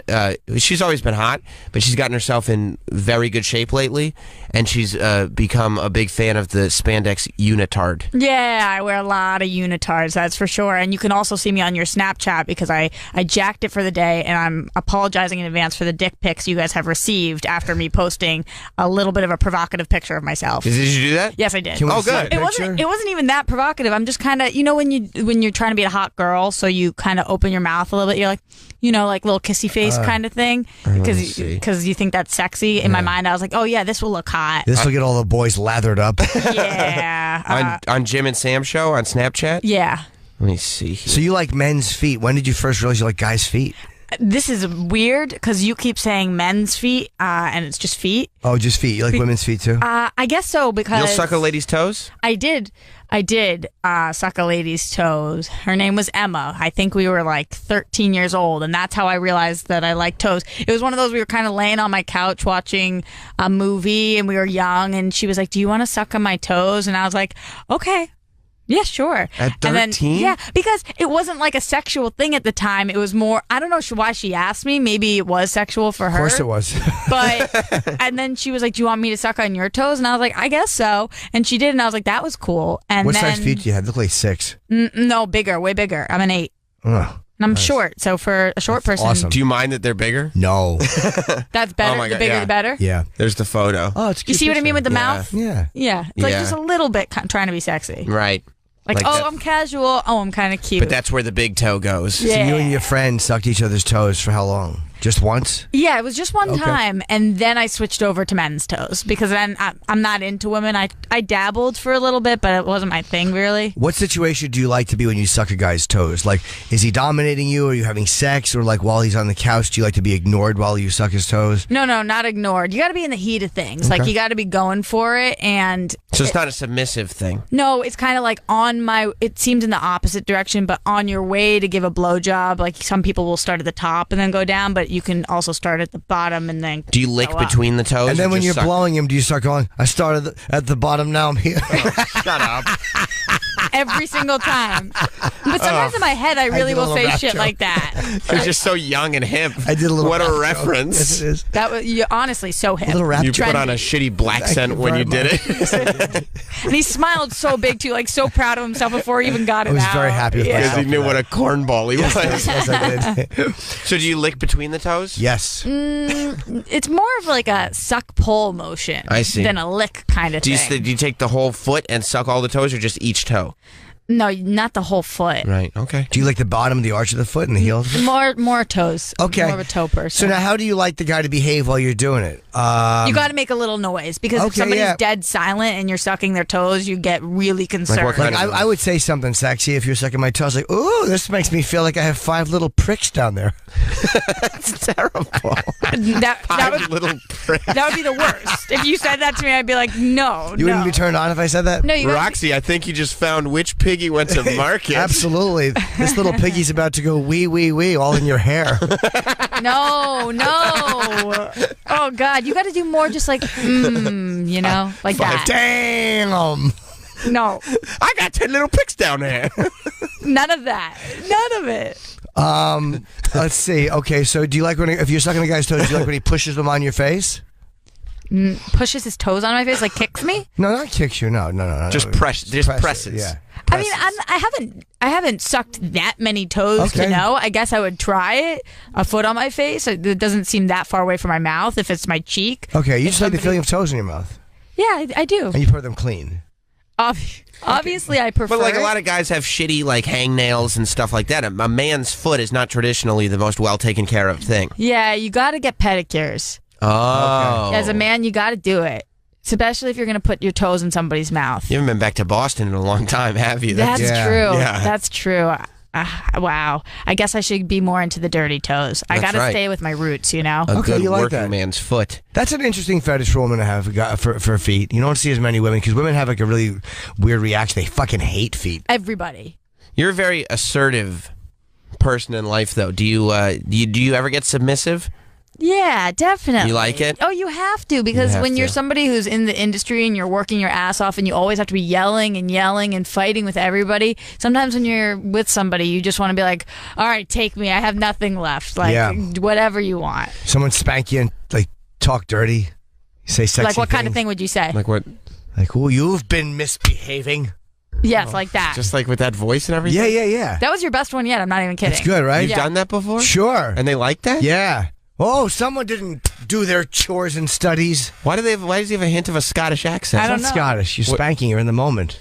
Why is he saying it like that, though? You're spanking, you're like, bad bitch. so aggressive. Is that too much? And why didn't she do her studies? Is she still in school? No, she's what happened? No, she's going for her masters. Oh. Yes. Makes perfect sense She's now. going for her masters. And you do have to do your studies. You when do you're have going to for do your masters. studies. Right. That's true. It's important. That's true, but she was unable to because she was arrested for drunk driving. Is that right? Yes, and I'll spank her. And that's Is that why why she's she's bad? misbehaving. Yes. Yeah, she's misbehaving. Like she plowed into a family and killed 3 people. Is that what happened for that? Any kids? She kill any kids? There was 2 in the car. Yes. Yeah. Father and 2 kids. Hit her harder. Killed them both. She gets a spanking. Yeah. So part of your role play is that you'll give the woman a spanking for Shattering those dreams. Yeah. killing 2 children in a drunk driving accident. Do you then drop her off at the police station or no? Tell her how naughty she is. Yeah, she woke up in a drunk tank. The whole thing. She Right. studies. That's It's such really a hot. such a fun fantasy. Yeah. Are you getting turned on, Roxy? Definitely. I'm thought so. wishing that I was the driver in the scenario. Do you know? have nice feet or do your feet awful? They're okay. They're okay. Yeah, see, feet can go. I like a certain kind of foot. It's not. I'm not a maniac for it. I prefer like a nice looking foot that's clean but a little, Let's see what we got. Let's see what we got if my Okay. feet are okay. Okay. I'll be honest too. Yeah. Roxy's gonna put her feet I up. could have painted my toes a little better. So that, You know, don't they're even like, paint it. Let me they're like see. normal feet. Let me look at it from your angle. They're like normal. Turn that way. There they are. Roxy's got her feet up. They're nice. She has nice feet. Nice feet, right? Very nice. Yeah. They Very don't good. smell. I don't mind a I little clip my smelly. toenails. They're a nice color too. They're Oh. cool. You don't mind a little stench? Nah, as long as it's not dirty. As long as they're not like fucking like. I've been walking barefoot and my dog hair is on them feet. Fucking nasty. Just walk through excrement with my bare feet on. Yeah, one girl had talked to me about sucking her toes. She was just chatting about it, but I knew she had roaches, and it was just gross In me her out. house? Where else would her roaches be? I don't know. It sounded like they're in her feet or No, something. in her purse. I get why you asked the question, Sam. It sounded like the roaches were living in her. No, in her feet, in her house. But I mean, like I just kept thinking of her walking around on roach eggs, and I'm like, I can't suck those. Probably did too. No, I didn't. We just talked about it. No, I mean she probably did. walk Oh around in yeah, roach yeah, eggs. yeah. I like them clean, but like right from the gym in socks. You said no, Right. though. You said straight up, I will not do this. No, we were talking through text. It wasn't like one of those things where they're in my face. I Roach probably would've bit infested pig. Exactly. Nobody wants to suck your fucking roach egg tootsies. Fucking nasty. It seems like it must have been difficult to date you, Roxy, because every time you come in here, it's like your experiences happen so early. You know what I mean? You were fucking sucking toes at 13. Sure. When did you give up that mouth of yours? Yeah, young, 13 also. 13. She's blowing a dude. Oh my God, how old was he? He was 13 All right, also, that's cool. which is better because, we're learning together, and that's why I did it. Plus, you know what it's like to suck a 13-year-old's dick now, so That's you've true. got that out of your But system. everybody else's dick is great compared. Like, I'll still remember that first 13-year-old penis, so Right. everybody else has a leg up on that. What Right. motivated you to do it at that age? Okay, so I had never kissed a guy before, and I wanted to be really good at something. Like that 'cause movie with Drew Barrymore, never been kissed. where she blows the 13-year-old? Yeah, that's what she did. I think it so. was my dream. No, that was Kevin Bacon in The Woodsman. Oh, that's the movie. That's the movie. But in my mind, I was thinking, all right, so everybody else is good at kissing. Everybody's had their first kiss. He won't know if I suck at sucking, so I got to try that, and then I'll be the girl who gave a great blowjob, even if I gave a crappy blowjob. Okay. Did you give him a good one? It was amazing. It was, right? It was great. How long did it last? I think way too long. I think maybe there was like, he was a little nervous, and there was some like. Could he all not right- get a rod? No, he did, but it was like he had to jerk off a little bit, and then I would suck his dick, and then he would jerk off a little bit. So you weren't that good at it at the beginning. Oh, no. No, I was amazing, Sam. I was better than any of the other 13-year-old girls. Oh, you were a toothy goose. I think probably. I think I probably didn't get But it. you had to be the best by default Yeah, because none of the other 13-year-olds were blowing dudes. I was the best blowjob he ever had. You were the first? Yes, I was. Okay, so when he came, did he tell you? I knew. How'd you find out? I knew because all of a sudden there was something in my mouth. I see. And I had read, I think it was either Teen People, one of those things that swallowing was a lot sexier. So I remember I like took a step back. They were writing that in Teen People? Yeah, no joke. It was in one of those teen magazines. In one of the pieces that somebody had written about giving their boyfriend a blowjob. So I took a step back. And I remember I breathed in deep through my nose, and I to impress him, made like a big gulp sound so he knew what I had done. And you ever have somebody swallow your jism that way, Jim? Yeah, when I got blown by Jim Neighbors. Terrible. It was like way too. Yeah, the sound is not nice. No. Oh, golly. Yeah, you never want to hear gulp. Yeah, but I thought that's what he wanted to hear, and so he looked at me and goes, "Why did you do that?" And you're like, I can't get it up now. And I said, what do you mean, why did I do that? Because I read it somewhere, and I think I just said that. And he was like, you're supposed to spit that out.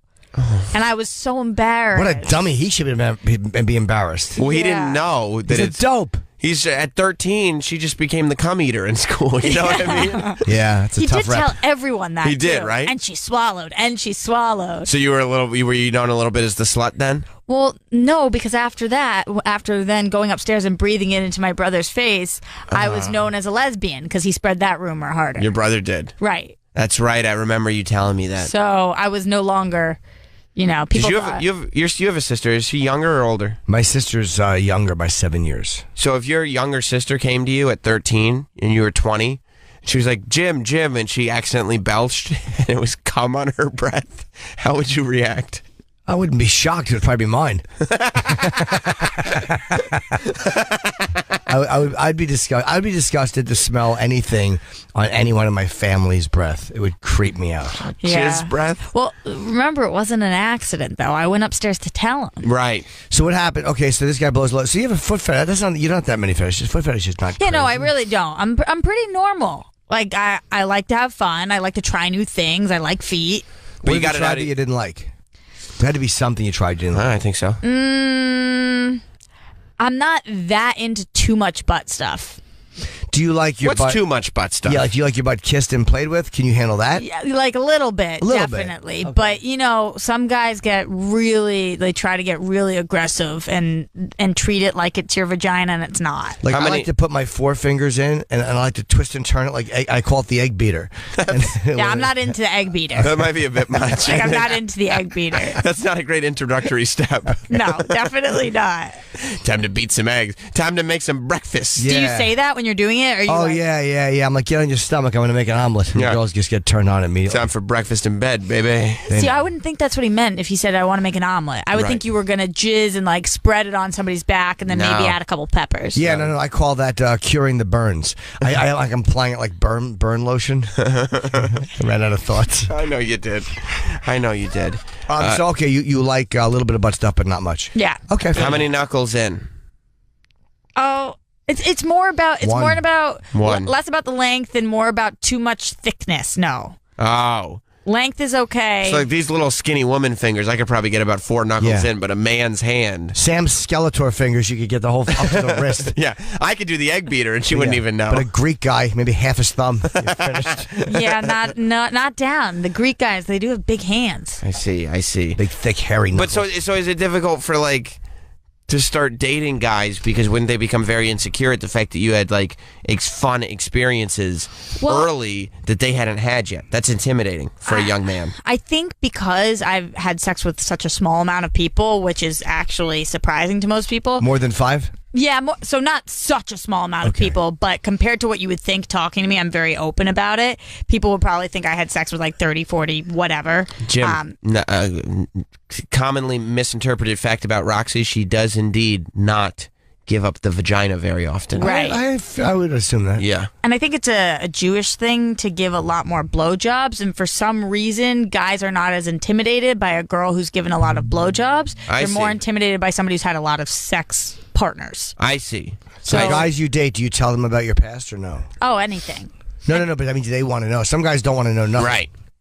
Some guys don't want to know nothing. Yeah, I don't want to know They nothing. don't want to know nothing. They don't want to know. They want to think they're the first ones in there. Yeah. It depends who, because sometimes, you'll start dating a guy and he'll ask you a question and very quickly realize he can't handle the answer. Like, what's the question he'll ask?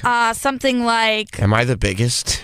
no, they'll try to do it more casually than that. Like, so, have you ever had sex on the beach? And I'm like, yeah. And they're like, with who and when and how long did it last and how many times? And more importantly, what island were you on? Yeah, And if you say exactly. Jamaica, they're like, oh no. Oh, shucks. That's how the interaction went, actually. They asked you if you fucked a black guy. And I have. Have you? Yeah, Did he have a giant dick or no? It was big. It wasn't giant. The biggest you've ever had? No, it wasn't. And once I went black, I did come back. You did? I did go back. He was a smoke show, though. He was really hot and this big dude, and I was kind of expecting it to be a little bigger. But it was a good size. Like, doesn't tear me up, doesn't make me nervous size. So did the guy care that you had fucked a black guy or no? Some guys do care. Really? Yeah, and that's kind of a bummer, and that shows, like, all right, this isn't going to work. They're just intimidated. I think it's more being threatened by the myth of, oh no, this guy probably did so much better than I'm going to do. If you were dating Roxy, Jim, are there any instances where you would want her to bring up that fact? Yeah, every time we had sex, I'd want to talk about it. I want her to tell me how great it was and how much she enjoyed it. You wouldn't want her to tell you it wasn't that big, would you? Well, no, I always want it to be truthful. It's got to be truthful. It's not Right. fun if they're lying, because then it's like, ugh, we're both adults. Like, if we were having sex and I was like, oh my God, you're so much bigger than the black guy I fucked, would that be sexy to you? No, not if it wasn't true. No, for what? Okay. He would honestly, Jim would probably prefer if you told him how much smaller he was.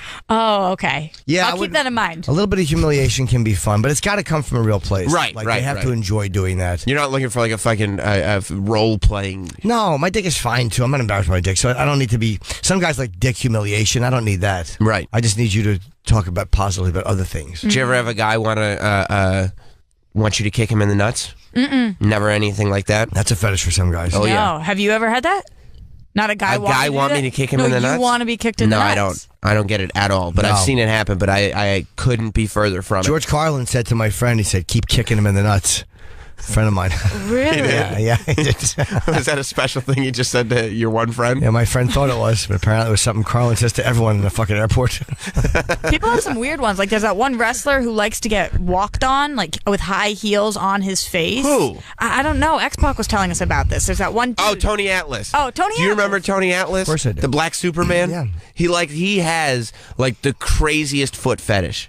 He loves women to walk on his face. With high heels. Yeah, he loves getting kicked with high heels and abused. Does he like bare feet too? Oh yeah. He loves all of it. He loves all of it. And Will he lick dirty shoes? I'm sure he will. Oh my god. Like, he's obsessed with That's it. so crazy. Would He's you lick obsessed dirty with shoes it. if she was real hot? I wouldn't care what she looked like. She'd be lucky if I fucking touched her clean shoes. No. You don't the like top of them. shoes. I had a couple of dominatrixes who asked me to kiss their shoes. So I'll peck the fucking top of it, like, just to get to it. But nowhere near where it can get dirty. It's not my thing. I don't get that. You can't even feel it. You can't feel your shoe. It's about the humiliation, like naughty boy, like shoes. Like, get mental down. Just take them off. Fucking sit down. We get it. You're in charge. Yeah, hey, boss. Oh, don't hurt me. Oh, have I been naughty? And then she puts on that special belt, and you're like, yes, I have. So interesting. Okay, so you have a bit of a foot fetish. That's just something you don't hear from a lot of women. That's cool. Somebody has a question so much. for Roxy. If you want to call in, call 866-969-1969. By the way, we have a new sound clip. Roxy Striar is here with us. Is there a cue for the new sound clip? Yeah, like if someone interrupts me, I'm gonna go like this. Okay, so what would you like? What would be an Don't interrupt me, cunt! Dude, Jim and I were laughing about that story all day because we were together all day yesterday, driving from podcast to podcast. Right. We were laughing at Bill Burr's Bob Kelly story all day, to the point where when Jess got home from work, because she's here working, when Jess got home last night to the hotel, the first thing I had to do was tell her the Bill Burr Bob Kelly story. Yeah, I loved it. I was enjoying it quite a bit. Bill told it very fast. Well, what do you mean? I don't mean to interrupt you. Don't interrupt me, cunt!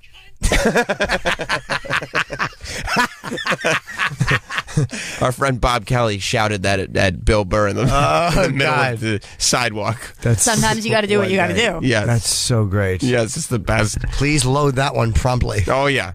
866-969-1969. Sam in Virginia. You're on Jim Norton and Sam Roberts. Hey, what's up, guys? How are you doing today? What's up, buddy? Hello. I have a pretty interesting question. What advice does Roxy have for a 24-year-old virgin performing oral sex on his girlfriend for the first time? Are you a 24-year-old virgin? I am. Wow. And you haven't even performed oral sex on anybody. It the level of virgin that I currently am would astound you. How did you make it 24 years without doing anything? And how did you meet this girl? Is there a girl? Well, actually, I just met through a mutual friend, but Was he a pimp?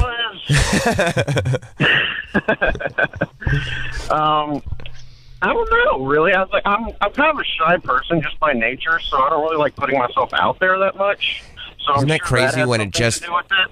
it just doesn't happen? And then as the years go on, like you get more, like if it doesn't happen in high school, then you go, okay, well, maybe I'll go to college, maybe I'll do this, it'll happen there. And then the longer it doesn't happen, the more you're just kind of like, okay, it hasn't happened, and it just doesn't. So, first of all, you can't. kind of become content with it, and you're just like, Sorry, "Oh, you that's just whenever hold it on. You just jumped in while Roxy.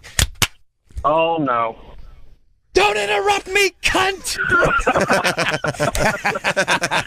Oh, I fucking love that soundbite. It's great. So you can't tell her. You can't tell her that you've never performed oral sex. So you think at 24, if a guy whispers to you right already before knows. he goes down on you, No. So you got to tell her you were lying because Wait, what did he say to her? how did you tell her? How did she know that? Well, man, it was just like throughout the progression of our relationship, I wanted to be completely honest with her because there would be nothing Problem more one. humiliating than, getting to that point, and then at that exact point, be like, this is yeah. how long have you been in? How long have you been in a relationship? Fucking cunt! How long have you been in your relationship? It's about 4 months now. So, What have you been doing for 4 months? Exactly. She lives in another state, and I'm a truck driver. What do you want from me? Do you have a really long tongue? How's it going to reach all the way over there? Yes, sir. So what? It's like the first time you've seen her in a while. That's one of the perks of being a truck driver is when I go off duty, I can kind of take my off-duty time anywhere I want. So every other time I go off duty, I go see her. So let me ask you something. You'd never how did you tell her that you've never given oral sex before? Licked a box, as it were. Yeah, how'd you tell her you've never gone bean flicking? As Yeah. we The say? punani. Yeah, like Right. the punani. Eating the cooch. Yeah. Good one. Yeah. It was nothing. How did you dramatic. explain you've never gone muff diving? Yeah, how did you explain to her that you never put your nose where it stinks? Probably with those Well, words. Once I told her that I had never had sex before, it was kind of, I didn't really even have to mention the fact that I hadn't had. You've never gone mouth fishing either? No mouth fishing, no bean licking, none of that. So the advice I would give, I know you're asking Roxy, but I would say what you got to do is you go from the side and you grab both lips in between your teeth and you tear left and right and make the yummy noise. That drives her crazy. What's the yummy noise?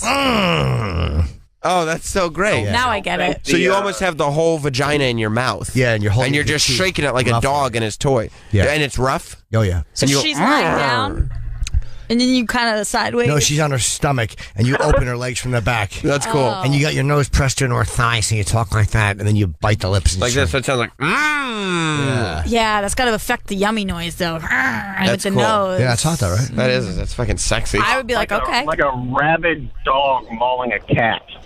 How Yeah. would you, Roxy, how would you tell him for real? How would you help this guy? So I think that because you said that you haven't had sex with anybody doesn't mean you've never had oral sex. No, it doesn't mean you've never done it. So I would pretend that you had and just own it. Pretend like you know exactly what you're doing. Make sure you don't leave out the clit. If you don't know where that is, you got to Google it first. You should look at something. Believe me, I've Googled it before. Yeah, you Google it. You flick your fucking tongue on it. And you write some letters.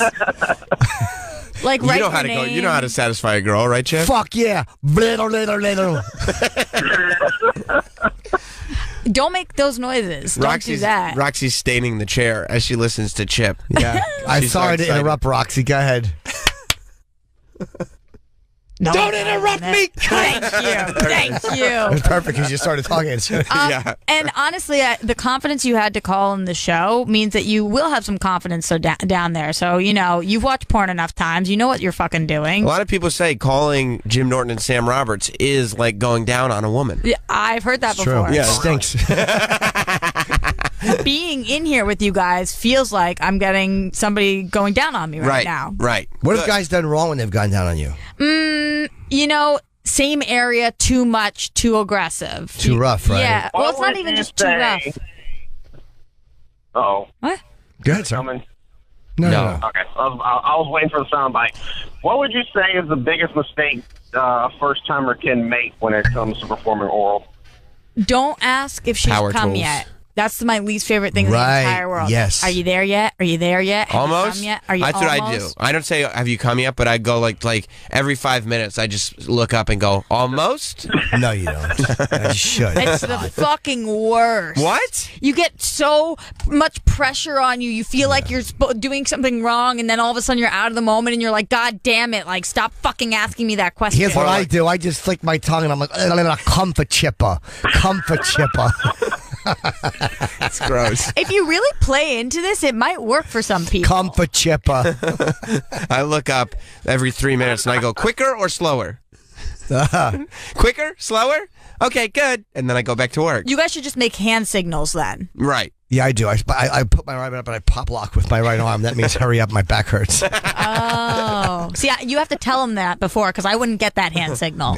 I wouldn't know what that meant. Are you nervous, Sam? Oh, that's what he says to himself every morning right before we go on the air.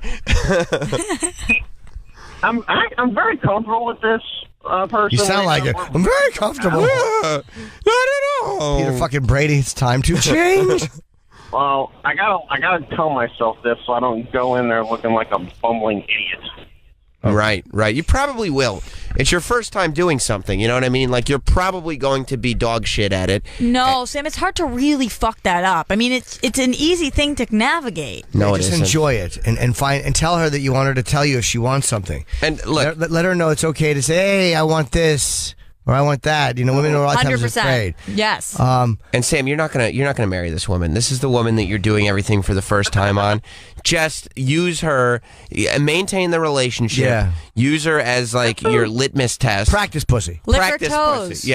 Yeah, lick her toes. Do everything to her. Thing though, like I tell all of my close friends that know this about me, I always tell them this. Like, I'm just not the type of person that can just use a woman like that. You don't know what you could do. You never even ate in a pussy before. Yeah, what do you don't mean? know You're what dating her 4 months. Use her how, you goody two-shoes? Yeah. Stop. You're afraid and you're trying to make excuses. Yeah. You're scared and you don't want to say you're scared. That person, fuck you! You're not. That's I'm not just being too a good person. of a guy. You're too good a person to make her come? Yeah. Hey, I would love to make you come, but I'm too good a guy. That would fly with no one. Right now, you're using her. You're using her for her mind, and you're not taking care of her body. Right. Exactly. You're using her. Her Roxy. pussy is the mayor of Neglect City. Yes, You're in a relationship, right? I am. You get that box eaten more than once every 4 months? Yes, I do. Good for you. Damn fucking right. Good for you. Damn Skippy. Damn Skippy. Just do you want a fucking medal? Good lord. Look, here's what you Put do. Purell on her pussy first. They like that. Yeah, Yeah, they do. make it burn. Yeah, they do. Look, Sam, just try everything that you can possibly try. Everything that you've seen in porno movies, all of it. Just try it on her. Do it in a trusting I don't know if way. you want me to do that. Do it in a way that you agree upon. What kind of porn do you watch? Gay all of it. scat. What do you mean all of it? All of the porn. You Sam. watch fucking fecal I've porn? had- What do you mean I've all of had, it? Like 14 years of virginity Ew. because you don't really count 10. 14 like years. the ages 1 through 10. So Sure you I've do. explored most of it. I would say I'm pretty experienced in the world of pornography, I might add. Yes. Your inflection's enraging. Yeah, look. Yeah, I liked him at first, and I was rooting for him to lose his virginity, but now I'm kind of hoping we make it to 40. Because he's never performed oral, but he's bragging about 14 years. I've watched quite a bit of porn in my time. Look, dude. Things I've accomplished in my life, Sam. Look, here's what you got to do. Yep.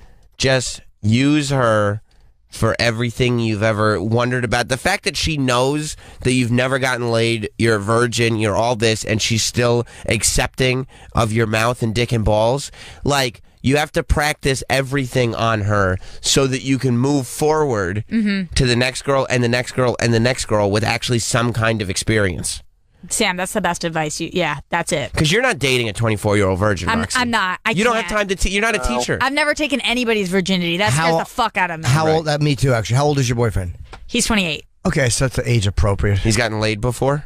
Yes, he has. Okay, good. Yes, He's a he very has. handsome, tall guy. Many times. Is he a handsome, tall guy? Yeah. That's good. He does. He's done the sex thing before. Okay. Yeah. She hooked up with Adrian, I did. Did you? but really? he didn't get it in. No, he didn't. Wait, did you suck his penis? No, I didn't. Did he go down on you? No. But he licked her nipples. Yeah, he licked my nipples. Are they nice? Are they big nipples or small? They're medium sized. Ooh. Was that a oogoo? How do I know if it's a goodoo?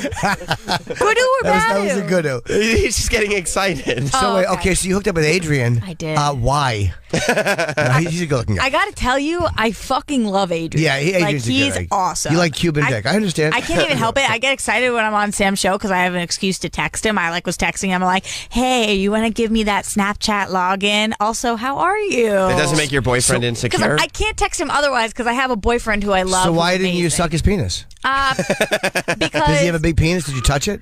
we kind of did the like with clothes on grinding thing, so it felt like it was there for sure, big. Okay. But I don't know. I didn't see it. It's what not a happened? micro penis. Why did he try to get it in? I would know if it was. Why didn't he try? Why did he try to get it and not get it in? What happened? Well, I just don't give it up that easy. Oh, I see. I'm sorry. Okay, I thought you tried to and couldn't get it in. No. I wouldn't let him. And also, I knew because we were coming back on Sam's show that I was going to come back on and talk about it. I wasn't even expecting to let him touch my boobies, but I did. So that was generous of me. That's cool. Yeah, fuck yeah! Go ahead, Adrian. Get those nips. So he didn't go down on you. I fault Adrian for that. But he did kiss the nipples. Yeah. That's cool, but he should have kept kissing the stomach. Here's the thing. He tried. He did. All right. I respect. And also, like, Roxy can really hold her liquor. Yeah. Oh, you So he'd had. had a few drinks in him. So she got him off his game a little Oh, bit. he was a little drunk. He started crying into your stomach. sloshed. fucking love you. I fucking love you, don't you? Fucking Sam doesn't No. treat me right. He did send me ribs after, though. Like, to my door in L.A., he sent me ribs. So that's cooler than crying. Hey, right? baby, you like dinner? Yeah, baby, you hungry? I wish I could have taken you out for some ribs. That's- yeah, What a that's what the shitty note thing to said. send a woman. No, Are you kidding? I love ribs. That's right. This one girl ate my ass, so I sent her mashed potatoes and a hat. Why mashed potatoes? I thought maybe eggs, the omelet you made in her ass. No, mashed potatoes are a really romantic food. They are, Especially right? when they're cold and left on your doorstep. You're an aphrodisiac. You could, like, make hearts in them, you know? You could carve shit into That's them. exactly Love right. good mashed Romantic. potato art. Yeah. Nick in San Francisco has a question for Sam in Virginia. What's going on, Nick? Nick, you there? Good afternoon. And a good afternoon to you. Oh, good afternoon. Hello. I guess it's tough of the morning for us out here on the West Coast, but it's almost That's afternoon right. over there. Okay, That's right. so what I don't understand is if you're a truck driver, which is so immersed in the whore culture, how do you make it to 24 without at least once getting curious enough to buy I feel like Jim Norton could only drive a truck about 50 yards before he pulled off to buy a whore. Well, there's a lot I can lizard. answer this very quickly. Jim Norton makes a lot more money than I do and has access to a lot better, as you say, whores than I do. I don't know if you've ever seen a truck stop whore, but it don't like. Seen one. I was raised by one. Words. Sorry, Mom. Your mother was a I can't truck even stop find whore. words to describe how horrible they look. Jim's, I was in Alabama you're insulting one time Jim's and mom, the this- truck stop whore that she is. That's how she made a living. That's how the Nortons got Christmas presents. Absolutely. That's how she put fucking bread and penicillin on the table. Right, getting a mouthful of truck driver.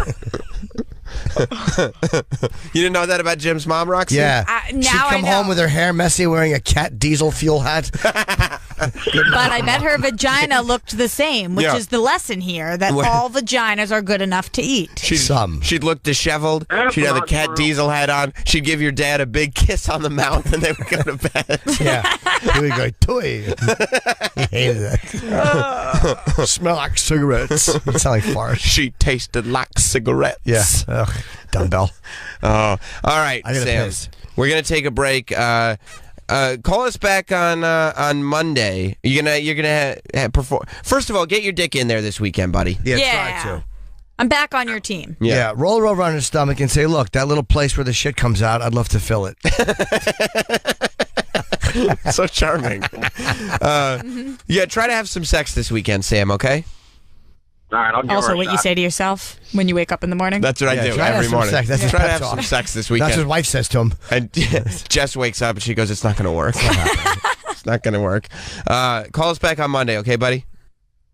All right, guys. Love the show. Hey, Jimmy, I love you, man. You're a hilarious fucking dude. All right, guys. All right, Have a thanks, good one. man. All right. Thank you. Good luck, man. We'll talk to you later. Roxy, thank you for stopping by. Thanks for having me. We always learn so much from you. We have Rude Jude in a little while. I have the improv tonight here in L.A. at Melrose Improv if you want to come. Yes, And I do. Then I fly home. Sunday No, morning. first you come to Kevin's party. Fly home Sunday morning, yeah. I'm staying Yeah. for that. We're I was gonna- going to leave tomorrow morning, but there's no flights. To the big Kevin and Maria Menounos Yeah, it'd be fun.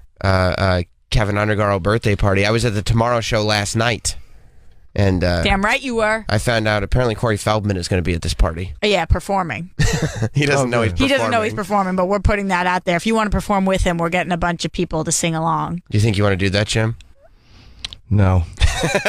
Doesn't seem quite. And I'm not a good singer. You're not? I don't know his song. Ascension. He doesn't like me anyway. He doesn't? No, You know him? We've teased him on the air. No. We just teased him. I mean, did? How do you not tease somebody? That's what I you just do. think he's great. I just think he's great. Yeah, he's perfect. You can't tease him. He's a god for sure. He got mad. He did? I heard he did. Oh, he was hurting. I guess. Oh, poor Corey. Come on, man. We got to tease you. Poor Come on, buddy. We got to We're tease you. teasing you. We're just teasing. How did he even listen to the show? It was too early in the morning. I guess people told him on social media. We just Do you think teased him. they got ahead of themselves on Twitter? Yeah. Oh, come on, dude. Just giving you a little ribbon. We were just razzing. Yeah. No big deal. Good-natured jocularity. What are you Yeah. going to say to him at the party? Hi. It sounds like a strong start. Yeah, yeah. No, I don't care. Should be good. We'll take a break. Jimmy will piss. We'll get Rude Jude in here. Is he here? Yeah, he is. Oh, yeah. And we'll be back right after this. Welcome back to Jim Norton and Sam Roberts. Yes. Jim Norton is going to be at the Melrose Improv tonight here in Los Angeles, California. And starting Monday, we'll be back on at our regular time of 8 a.m. Eastern because we'll be back there on the East Coast. Yeah, I missed the facility. I like being out here. It's nice, but we have Rude Jude just came in talking about how small this place is to work in. It's got to be close. After 5 days, I'm like, all right, I'm ready for the regular size place we work in. Yeah, this is tiny for For y'all this- to be running a two-man show out of. But this is what you're used to, right? This is why. Well, I was doing my show out of here, and I liked it because it was just me and another person, and it forced intimacy. Like Yeah. we had to get used to each other real quick. Yeah. But we couldn't run it. You guys got cameras and shit. Like you got like a real show. Right. There's just more room. I mean, there's 2 floors. We got here Tuesday. There's so much more room in LA that's cheaper than in Manhattan. I'm surprised that they spend so much more to rent in Manhattan than here. Yeah, I don't. Yeah. They didn't ask me. Yeah. They didn't ask me what I thought where we should go. They just told me to come here. We were at a grimy spot before this, and I actually liked it because you could do whatever you wanted. That's like when we were on, I mean, it was still a beautiful studio, but when we were on 57th Street before we went into the Sirius XM building, it was like our own space. Yeah. Nobody was there. Nobody was checking up on it. And it was like cool. It was our own island. You know what I mean? Yeah, it was harder to get guests because people have to make a special trip Yeah, there that's as true. opposed to stopping in and doing you. But it was, nobody bothered us. Except there was other guys like that worked for the Broadway channel, and then they fucking hated us because we kind of came in and moved their space shrunk. Remember that one guy who was so dirty? And he would have like a little teeny thing he would talk. Wasn't there mice? He had mice or something. Yeah, we had mice. We had cockroach. We had Really? a terrible cockroach problem on 57th Street. Yeah, remember for a while we were having like the interns hunt them, and we made one of the interns eat one. They were ate a all cockroach? Over. Yeah, he did. He ate a cockroach. Who, Pat? That was probably Pat. No, it was Cream Pie Jones. Oh, right. Cream Pie Jones ate a cockroach. Man, I can't. I'm afraid to ask an intern to go get me coffee nowadays. You guys got me eating bugs. You can't do it now. No, you can't do it anymore. Interns. That was like the last days of real intern shit. That was like the mid 2000s. You know what I mean? Once you got to like 2012, I would say. Yeah, it was all different. Yeah, it was all that shit. It was all changed. It was fun though in the old days, but now when you look back, you're like, we had interns doing like weird, like kind of pseudo-sexual things. Fucking one guy brushed his teeth with dog shit. Like that would never work now. Nah, dude, no. They had to start making rules because of our show too. Some dude started fucking one of our interns, so they had to shut that shit down. No way, was you do the work for you guys, or he was from another channel, and he came and was like, "Yeah, I'm gonna hook you up with a show," and just started laying pipes with this chick. And did he get fired? I think he had to go. He had to go crazy before he got fired. Like I think he started calling the chick's mom. Like, oh my god! Why, he was kind of like he wanted more. Like he was way into her, and she was not as into him. Oh, okay. And then once that intern got done, she ended up giving me fucking strep dick. She gave me a blowjob. When she finished her internship, I waited. Yeah. And then she gave me a blowjob with strep throat, and I got strep dick from her ass. From the ex intern? Yeah. What's strep dick? Like strep throat in your dick hole. Like she had strep throat, gave me head, and then I got it in my penis. Can that happen? I didn't even know that was a thing. I didn't either. And that's what the doctor said? You have strep throat in your dickhead? They said it in a fucking more doctory way. Right. They're like, you have non-gonococular urethritis. And I'm like, what is that? Well, and then they were like, it's like gonorrhea, but not. And then I was like, all right, so could this have been it? He was like, yeah, that was it. It's strep throat in your dick. That's what it is. Okay, so would you just take penicillin and you were good? They give you like the I go to the clinic. I end up going to like this free clinic usually, and it's like a banana drink. It's like a banana flavored drink. Oh, and that's it.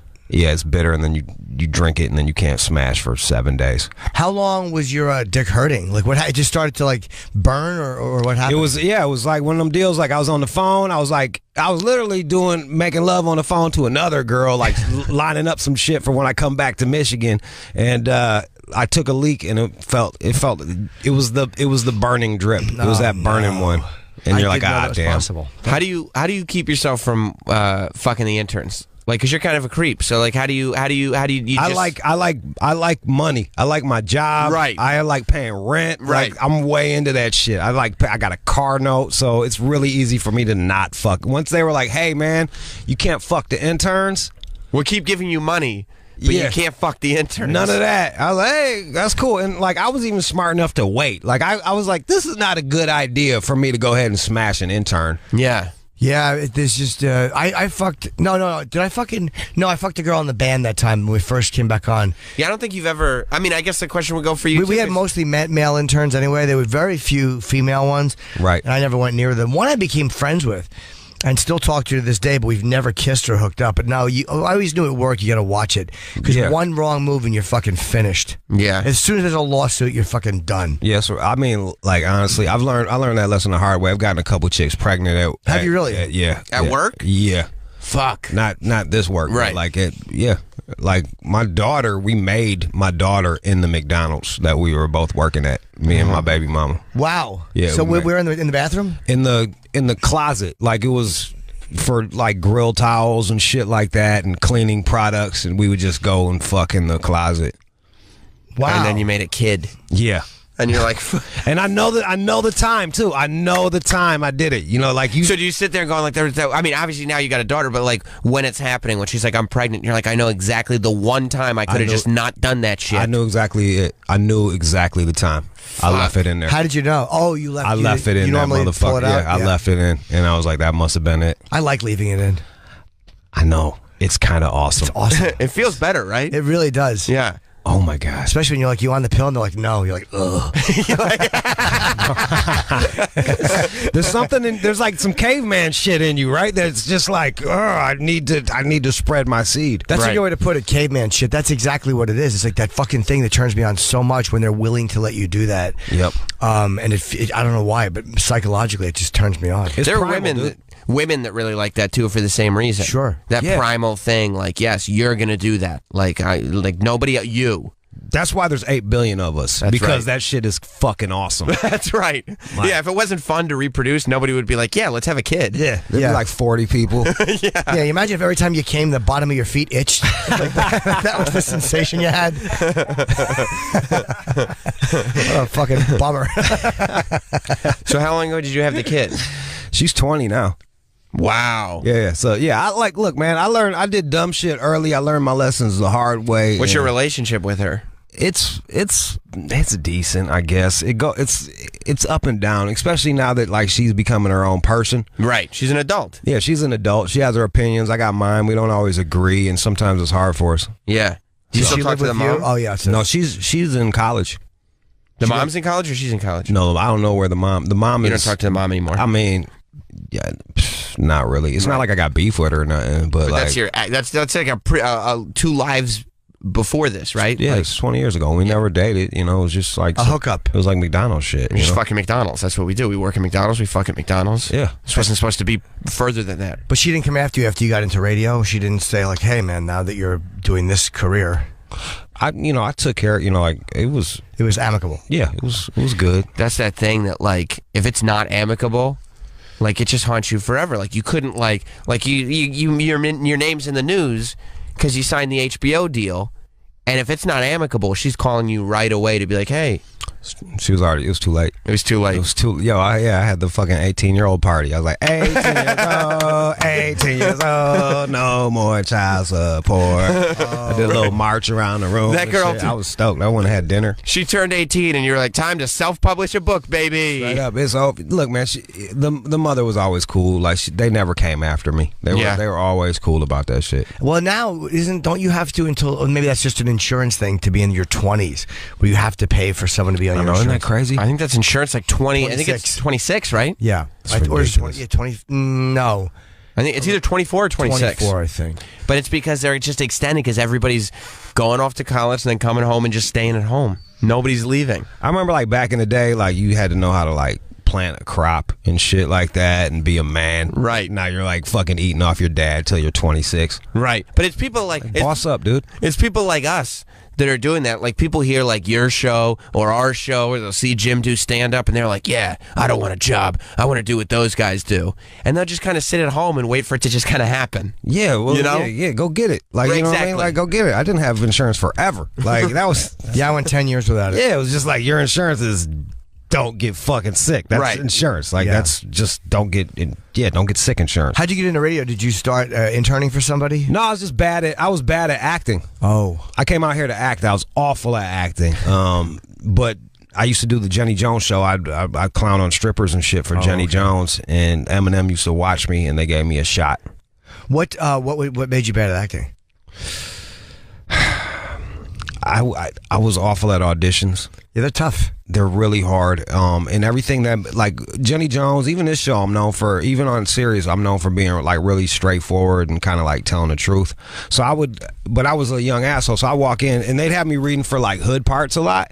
And it, like, majority of the time, like, cats not from the hood were writing these hood parts. So they'd be like, the wording would be wrong or something. I'd be like, man, nah, you shouldn't say it like that. You should say it like this. And I would offend people. Yeah, if the writers in the room, they get really, there's so many times it's hard to make it yours because it's written poorly or it's written too grammatically correct, but not a way that people talk naturally at all. Right. And then you try to just kind of make it yours by changing a little thing. I very rarely had them ask me to not do that, but I wouldn't tell them. Right. I wouldn't say, I would just kind of do it and go, I hope you don't mind. And usually if it's okay, they'll say no. See, you were smarter than I was. No, I didn't get the parts. I didn't get the parts. So I didn't get the parts either. No parts. No parts around the room. Yeah, so I guess my technique was no good either. How you like doing the solo show? Because I think last time I talked to you, you and Sear had just kind of, that had just happened, right? Yeah, it was. Jude was doing an afternoon show forever. on Shade 45, the All Out show with Lord Sear, and then I guess similar to what happened with you and Opie, Lord Sear and Jude split up, and now Lord Sear's doing the show at noon East Coast. Okay. And Jude comes on at 4 p.m. East Coast. Is that right? Yeah. Yeah. So did you guys split? I think he was just sick of my shit. How long were you together? 12 years. Oh, It's a long time. Well, yeah. He just, I think Sear wanted to do his own thing. He had a different idea for the show, and the thing was I work really hard, so like I'm open to ideas, but it's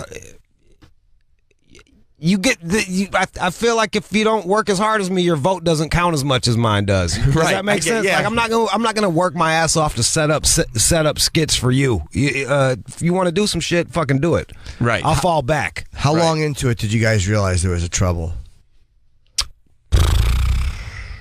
6 years. Oh, you had Probably the first year. He and I never got along all the way. We made it work though, because it made it interesting to listen to. Like we never had the same vision. But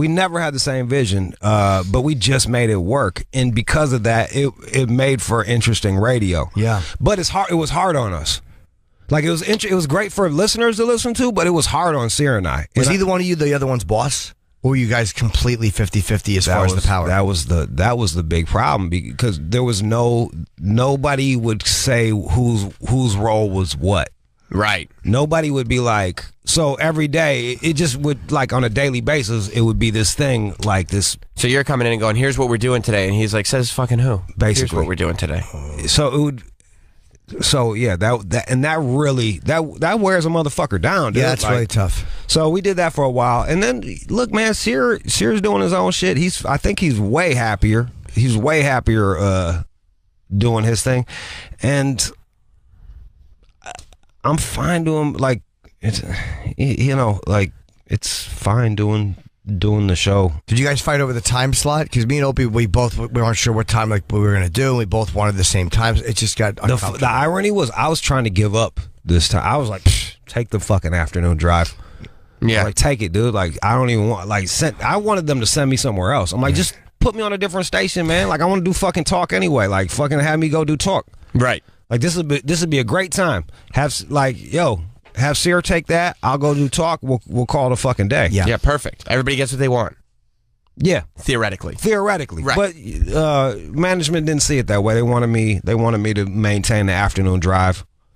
And so I kept that. Sear jumped down to noon. How'd the audience do? Like, are they picking sides? Are they upset about it, or are they just whatever? Bro, honestly, some people barely even notice. They didn't notice. People barely even notice, man. You're sitting there, there's all this drama happening, and you're like, okay, we got to restructure this, we got to figure out what this is, and they're just tuning in the afternoon. It's the same shit They're to just them. yeah, they're just like, crack a dick joke, make me laugh, dude. Doesn't matter. Yeah, they don't give a fuck. Like, you know. How do you play? Is it a lot of music? They just kind of tune in for the music and a little commentary, or It's kind of weird, man. Like, it's being on Shade 45 is this weird thing where it's like you're kind of a visitor in your own house.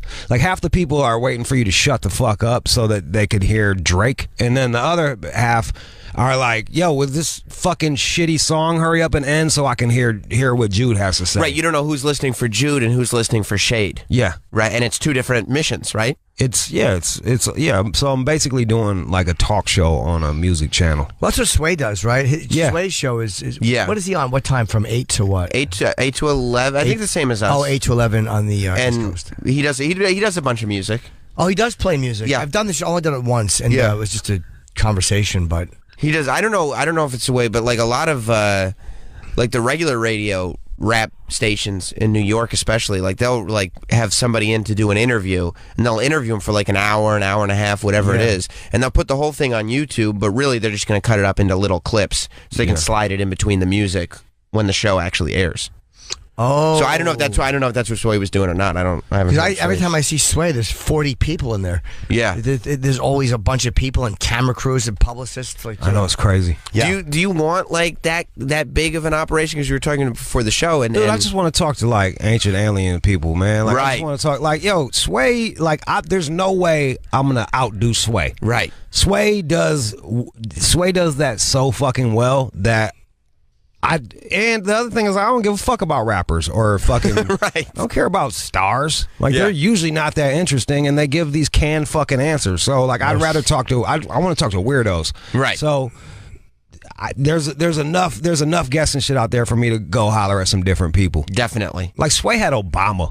Right. You don't need Obama. How the fuck? Like I can't. I can't compete You need with some that. guy Like that's who's dope. You need some guy who's living in his basement. Yeah. Who's gonna come on and tell you all the secret things Obama's really trying Straight to up. do. I That's want a it. flat earther to argue with a hood dude. Right. That's all I need. Right. Yeah. I would listen to that show. We had that show and it was fucking gold. It's great. It was gold, The dude. hood guy argued with the flat earther. Yeah.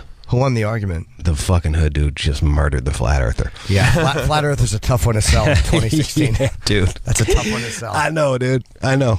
I was fucking this broad, and she was like, after post coitus, she's like starts bringing up the flat Earth theory, and it was one of those deals. Like, what are you doing with your life, dude? You're banging like flat earther chicks right now. And then the worst part was like I didn't pay attention in science class, so I couldn't even disprove her with words. I just knew she was wrong. Yeah. I'm like, cause like an airplane. Cause if you get in the airplane, you see the curve. That's the only way I could fucking. And what win. was her response to that? I don't. She was like, well, why do you think they call it a skyline?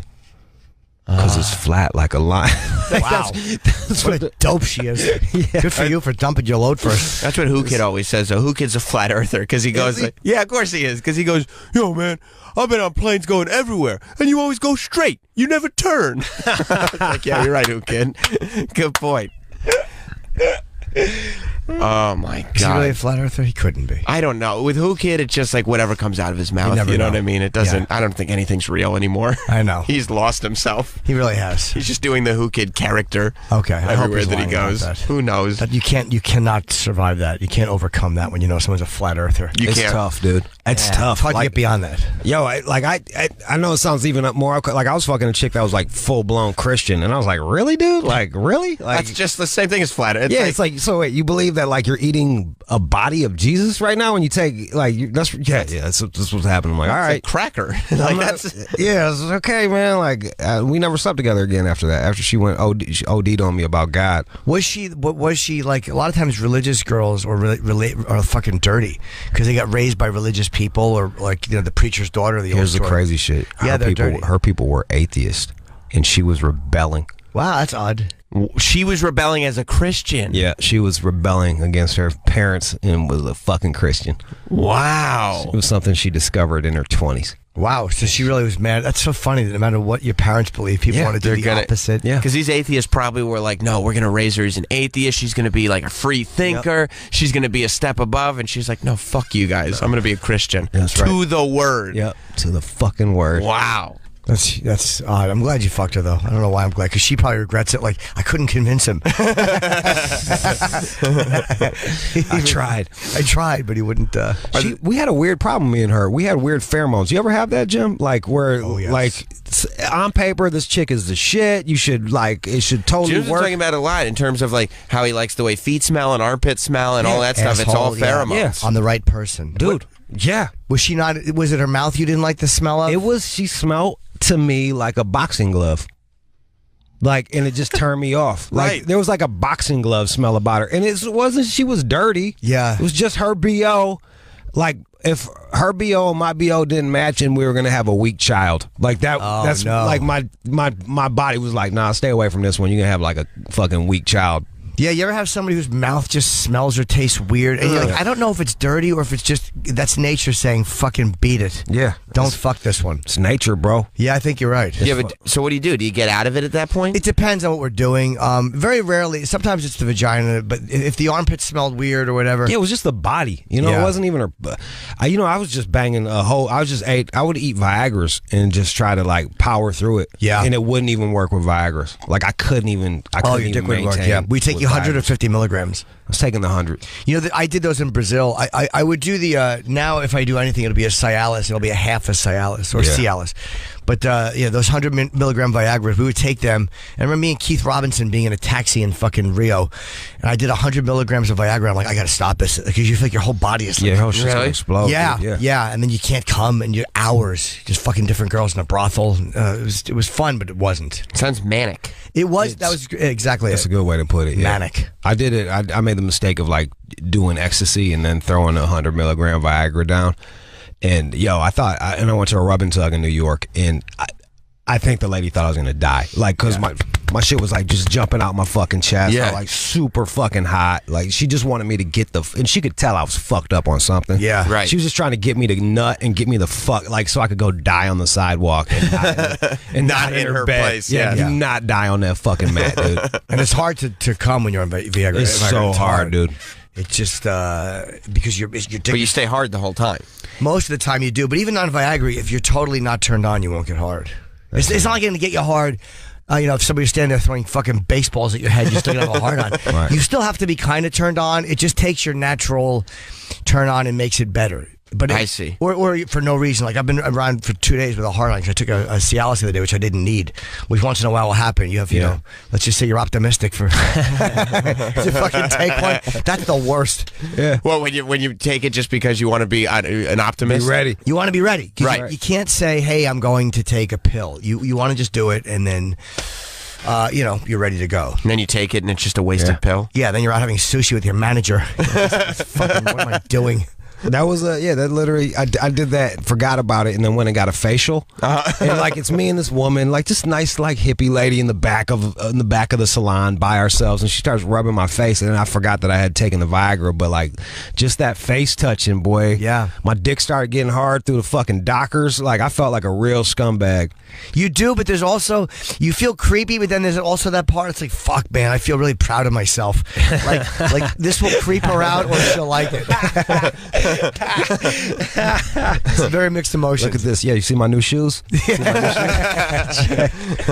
Do you drink as well? No. It's more just the other shit, right? GHB and shit like that. That's my jam. So do you wake up with hangovers or that shit doesn't fuck up the way you wake up? No, I wake up, I got fucked up last night. I woke up high as hell this morning. You did? I just kind of crawled into over here. This is my second cup of coffee. I'm just trying to keep up with y'all. Yeah. Is ecstasy, I've never taken it, is that one of those things where will that make your heart go faster?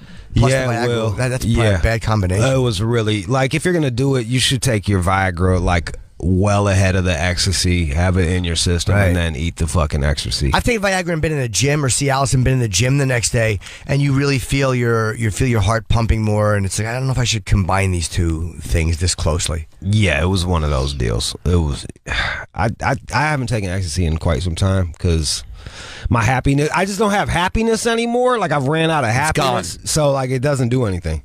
Oh, it does, yeah. So what do you do to feel happy? I mean, like GHB. Yeah, or just like I just live life, but like I don't think I got a ton of serotonin or whatever the fuck, whatever dump you have.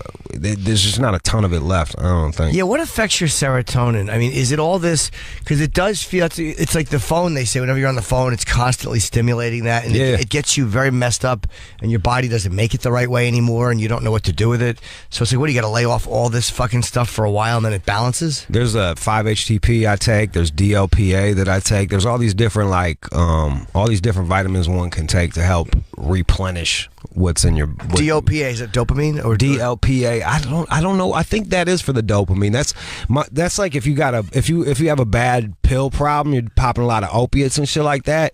Start doing that. That'll help with the pills, and then the 5-HTP helps with the if you do too much ecstasy and shit. I should ask Dr. Steve about that. Is there anything you can take to work on your serotonin levels? Maybe mine's fucking weird, or it takes a lot to get it moving, and then once it moves, I like to dump it all out. Yeah, I'm just greedy. I like to feel so happy. Yeah, you're just like a child. That's dude, I'm all. such a piece of shit. I'll be talking to a girl through a text, and she'll say something that's kind of sexy, and I just gently touch my nipples. You do, right? Yeah, I was in an Uber the other night. I'm just talking. I'm not grabbing my dick. I'm just flicking my nipples lightly. I'm like, what a fucking dirtbag. If this guy looks in the rearview mirror, and I remember he was deaf. Because when you ever take an Uber and somebody can't hear, they say your driver is hearing impaired, and it's going to print out it's going to like do the directions for him step by step. It was really bizarre. a bizarre trip. Huh. So I don't know why I thought a deaf guy wouldn't know that I was playing with my nipples. Exactly. Yeah, he's deaf. He won't hear me flicking my nipples in the back seat. Yeah, but maybe that's like a little serotonin boost. I think that's what that is. Are you into nipple? Do you ever try that with your nipples to get your serotonin up, Jude? Nah, but I've had chicks play with my nipples in bed. That's cool. Yeah. That's Jim fine. likes to play with, Jim plays with his nipples while he jerks off, right? Yeah. It's the only thing that makes me feel good anymore. I'm like finished. I'm at the end of the cliff. Believe me, as soon as my nipples die, I'm jumping. That's all I have left. That's all you got left? I have to stop all of it for a while. I think if you give yourself a break and you stop jerking off and you stop all of it, you kind of, your body starts to feel normal I know, again. dude. And I'm sure you can relate to this. It's like if you've been doing the masturbation thing for like too long, and then you like look up from, you hit pause after you come, and then you look at the movie you've just been jerking off to. A lot of times, it's like, I remember it was they were pushing just a dead like an octopus in some Japanese lady's vagina, and then she would push it out and he'd put it on her back. Like it was like I was like, that's what I came to. Like, really? All right, dude. Like, all right, just walk away from it. And now I'm hungry. Yeah. Yeah, you do. You start to question yourself because it's not even. I have to keep just changing it so it doesn't feel the same. I envy people who are like, no, I'm just dating this girl for 6 months or a year. I love fucking her. You have to back away to recenter, right? Yeah, exactly. Because you're just on that same cycle all the time. Yeah. And you're going to end up getting all fucked up. Yeah, you really are. Ileana Douglas is out there. Should we bring her in? I think so. It was a mistake, and we like Ileana, and we had gotten pitched her, and we said yes. Yeah. And then we never heard back. Right. It just. So stay, please. Really? Yeah. You hang out. Yeah, stay. And talk to Ileana with us. Okay. Of course, Ileana Douglas has been in a ton of movies. She's been in Hollywood for a long time. I'm reading my book to you guys. You're reading your own book? No. That's exciting. Ileana Douglas, welcome to Jim Norton and Sam Roberts. Hi there. Hello. This is Jude. Hey, Hi, nice to meet Jude. you. He also has a show here on Sirius XM Jude, that is incredible. Do you even know who I am? You don't know. Yeah, you're Cape Fear.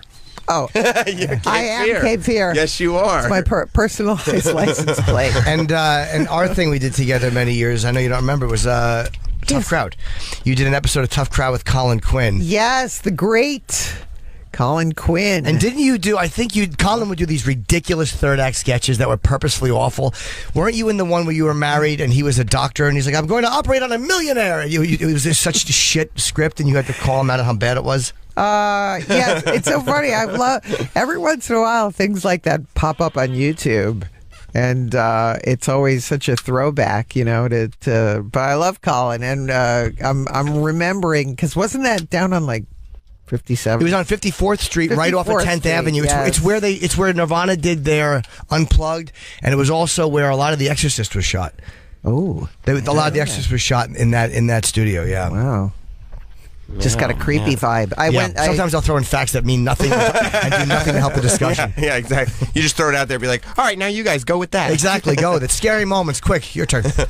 I like visiting places though, like in Georgetown. They shot parts of The Exorcist. See if there's like a creepy vibe there. Yeah, I've been on those steps. They lead into a gas station. Yeah. Yeah, we were there. Yeah, when was it one of the maybe a live show in Some DC live or show, like yeah, that? some Because we were all broadcast. there. Yeah, And it's just a gas station. It's not even In frightening. LA, have you ever been to the Laurel and Hardy steps where they the piano? They carry it's down in Silver Lake. No. Oh, it's very cute. Yeah, they have a famous scene in the Laurel and Hardy movie where they carry a piano up the steps and it falls all the way down. I drove by the Philadelphia steps that Rocky ran up the other day when I was in Philly. And I just didn't give a shit. you didn't. Did No, you? it was a peripheral noticing. I'm like, that's so fucking. I'm like, those.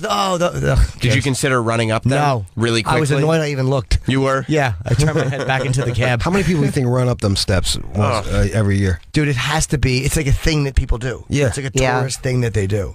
I don't know why it didn't do anything for me. Of course. Well, because it's like who cares? Like, why you didn't do anything for you? You shouldn't do anything for anybody. But I mean, it's still an iconic spot. You gotta play with your nipples and shit. Yeah. We were Just talking beyond about that. that. Did you hear the discussion out there?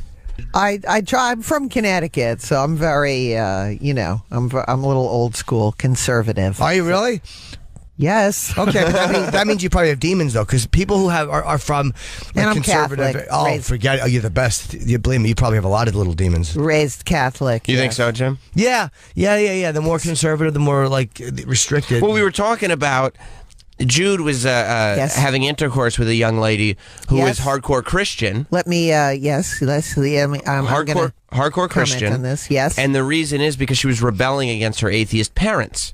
So you youngies, you're so complicated. Well, See, yeah. In my day, it was like the '80s. You bottle of wine and you tell your story, I tell my story, and then you make love. Like it wasn't as complicated. Or you meet a guy at the bar and he says, "What are you drinking?" You say, "Sea breezes. I hope you can afford them." That was all.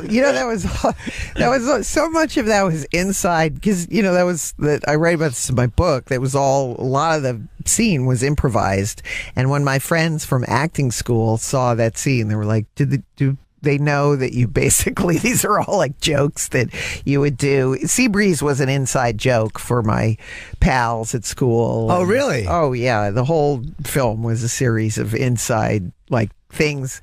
I guess that makes me the bozo on this bus. They were all like things that I grew up hearing or saying, little colloquial expressions that I somehow got in the film. But thanks for we were talking about questioning changing audition lines and stuff. They didn't mind that you put in your own like little dialogue there? No. Wesley Strick, who was the screenwriter, said I had more notes than Robert De Niro.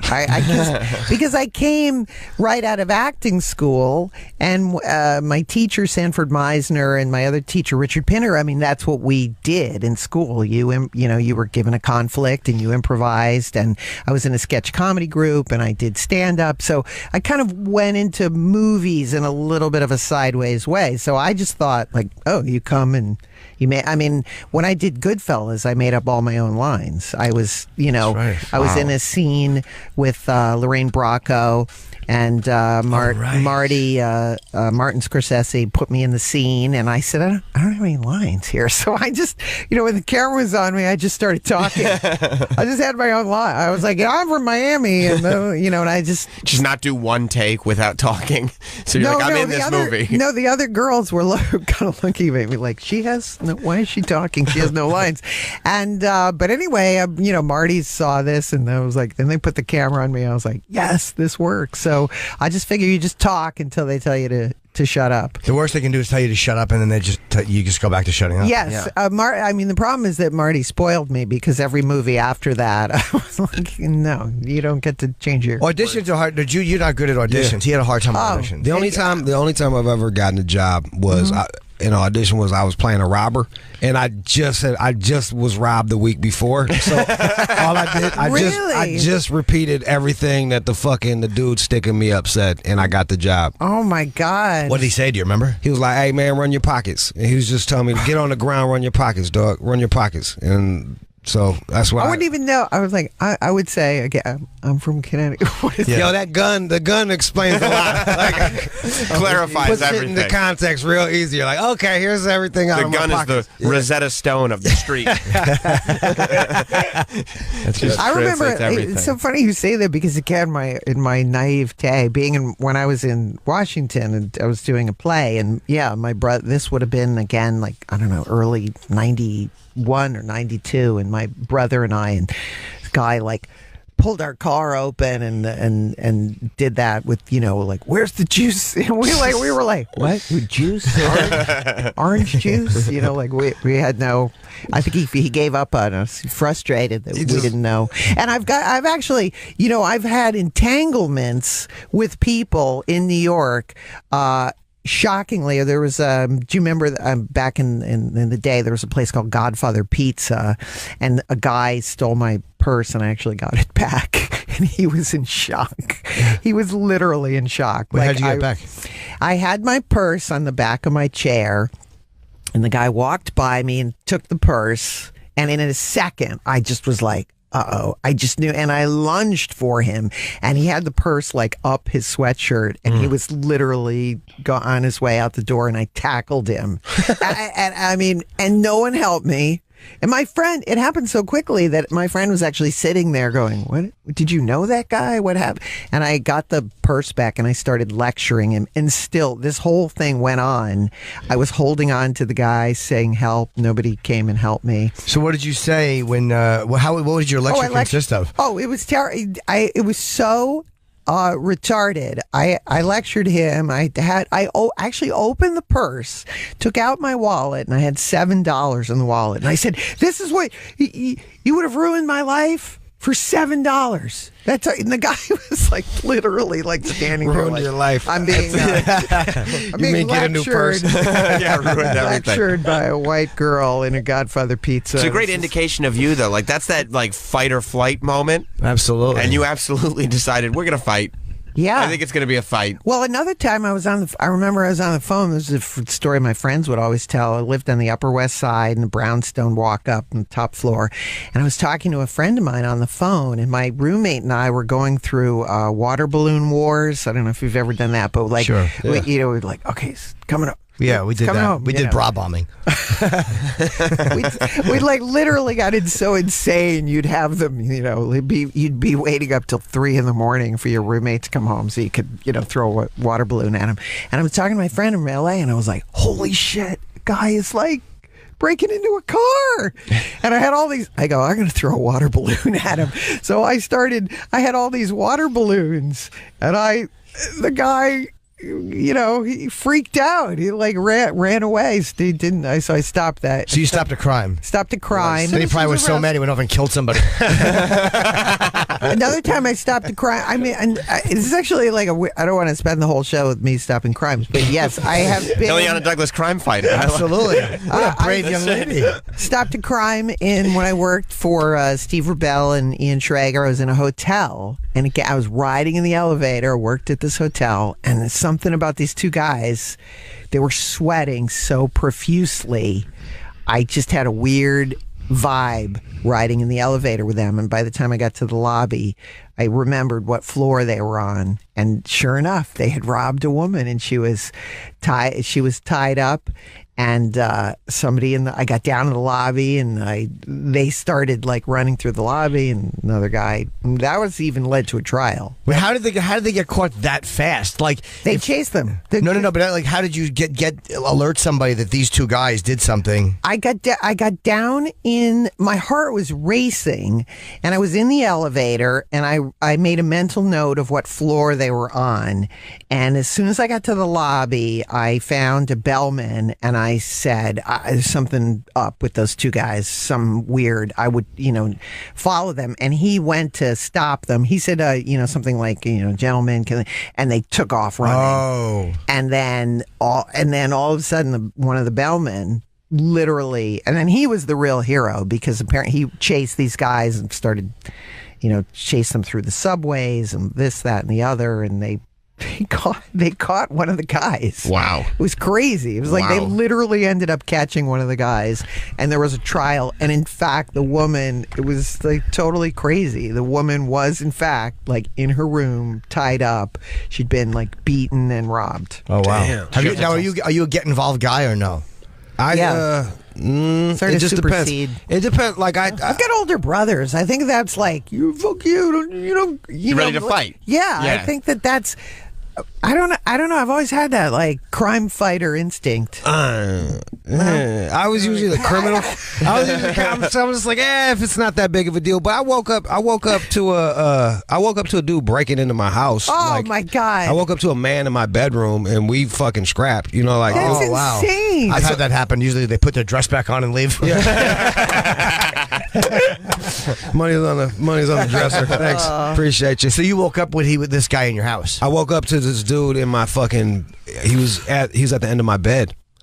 And it was one of those deals you don't think. You just do. I was like, I was so pissed. Like, I went from 0 to pissed. I was like, you motherfucker. And I rushed him, and I just banged his fucking face off of everything I possibly could. Did he get arrested? They ended up catching him, but I didn't want to go to trial for that shit, so I never showed up. I'm like, fuck it. Like, it's just a guy breaking in. But you got to smash his face against a bunch of stuff. Dude, like, honestly, I felt more fucking traumatized by the cops than I felt more fucked up by the police dealing with cops than dealing with that guy. What'd they do?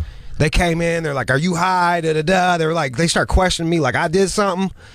And I was high, but like, you know what? Like, fuck what does you, that have dude. to do with anything? It's your house. Yeah, I was high in my fucking house. Like, I woke up to a fucking guy in my bedroom. Like, suck my dick. Go handle him. Don't be sitting here questioning me. Right. And like, they did. Accusing me of shit. Like, let me see your pupils. What's up? And pull my sister aside. I'm like, dude, like, one, I got blue ass eyes. Two, like I was just in a fight, so maybe my pupils will change. Yeah. Like who the fuck knows? I don't know science. You went from sleeping to fighting. Yeah, in an instant. Yeah, I went from sleeping to fighting. Now I got Cagney and Lacey over here trying to fucking accuse me of a crime. I'm like, Plus, don't catch that guy. Plus, you were kind of high.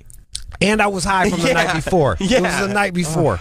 Yeah, it's tough. I was like, I was drinking opium tea. It was like you could. Oh my God! Did you ever have right? opium tea, Does that Ileana? exist? No. No. You haven't had any? No. How did you end up staying like conservative and staying true to your values in LA and in this business? I wrote about this in the book. My book, which is called "I Blame Dennis Hopper," true story. My father saw the movie Easy Rider in 1969, and we just moved to Connecticut, upper middle class dream. To my mom's going to be a housewife, and my father saw the movie Easy Rider and so identified with Dennis Hopper that he ended up quitting his job, starting a commune called The Studio. Get out of here.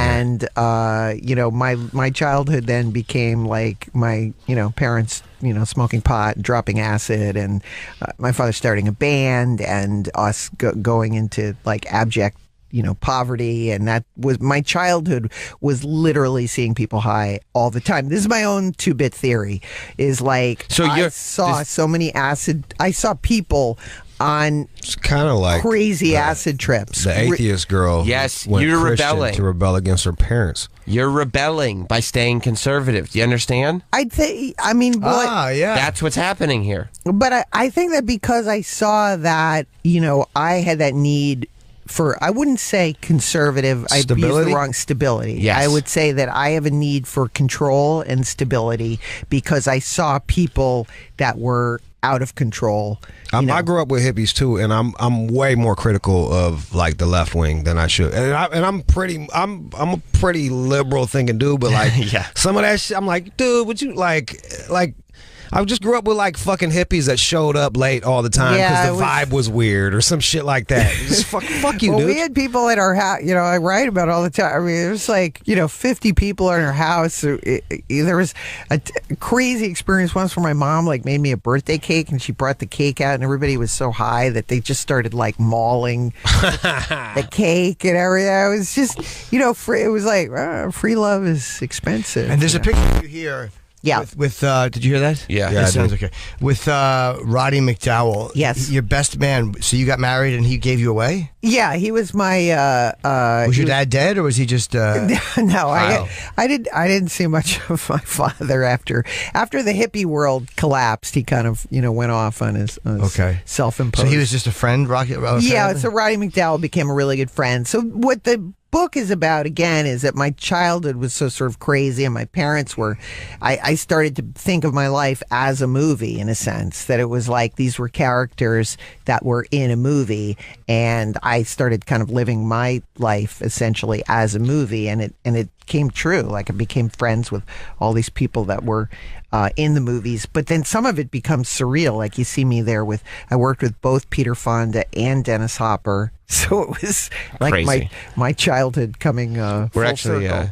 we're out of time. Yeah, our show is over at 11 o'clock. Yeah, and then they need the studio. Oh, Otherwise, we just stay late. We stay here and talk and Plug the book Fascinating properly. woman, I yeah. Blame Dennis Hopper by Yeah. Ileana Douglas, and we're sorry about the booking mix-up. We hadn't gotten a confirmation that you were going to come. Oh, So we would have had you there's earlier. Lots of great stories, Marlon Brando, De Niro, etc. I don't have any great sex stories. That's Sorry. all right. Neither do I. They're all disgusting. And Jude, you can be heard every day. Yeah. I can be heard. Actually, just get my book too, Hyena. Oh, you Yeah. have a book? Yeah, I got a book as well. I didn't know that. It's got optioned by HBO. It's a big deal. Oh, nice. He man. I didn't know self-published that. it, and That's it became awesome. a big success. Good for you. It's an amazing book. Hyena. It's got all. See, here's the thing. If you want the sort of more stable Hollywood stories, Yes. right? Ileana's book is there for you. That's right. When you're done with that book and you need chaos and debauchery, Hyena has the stories of Jude's life. So you pick up Hyena right after that. Yeah, there you go. I'm sure. Same Same tree, different leaf. That's it. That's it. The lessons are the same, aren't they? That's right. The lessons Yes. are the same. And Ileana, you'll have to. She wants no part of being connected to my sister. No, she doesn't. No, she No, doesn't. are you kidding? That's sex sells. Trust me. Whenever you're in New York, you'll have to come do the show, or next time we're in Absolutely. LA, we'll extend this conversation. And I'll be in Absolutely. the Melrose Improv tonight, 8 o'clock show, and then back on the air Monday in New York. Yes, we'll be back Monday at 8 a.m. Eastern, going back to the regular time slot. Thank you all, and thank all Bob of you Saget. back home. You did well the last 2 days. 3 days ago was not good. The first day was good. So thank you for those 3 out of the 4 days. Yeah, And, appreciate it. and Bob Saget as well, yes. And the new sound clips, we'll try not to play too much. Right.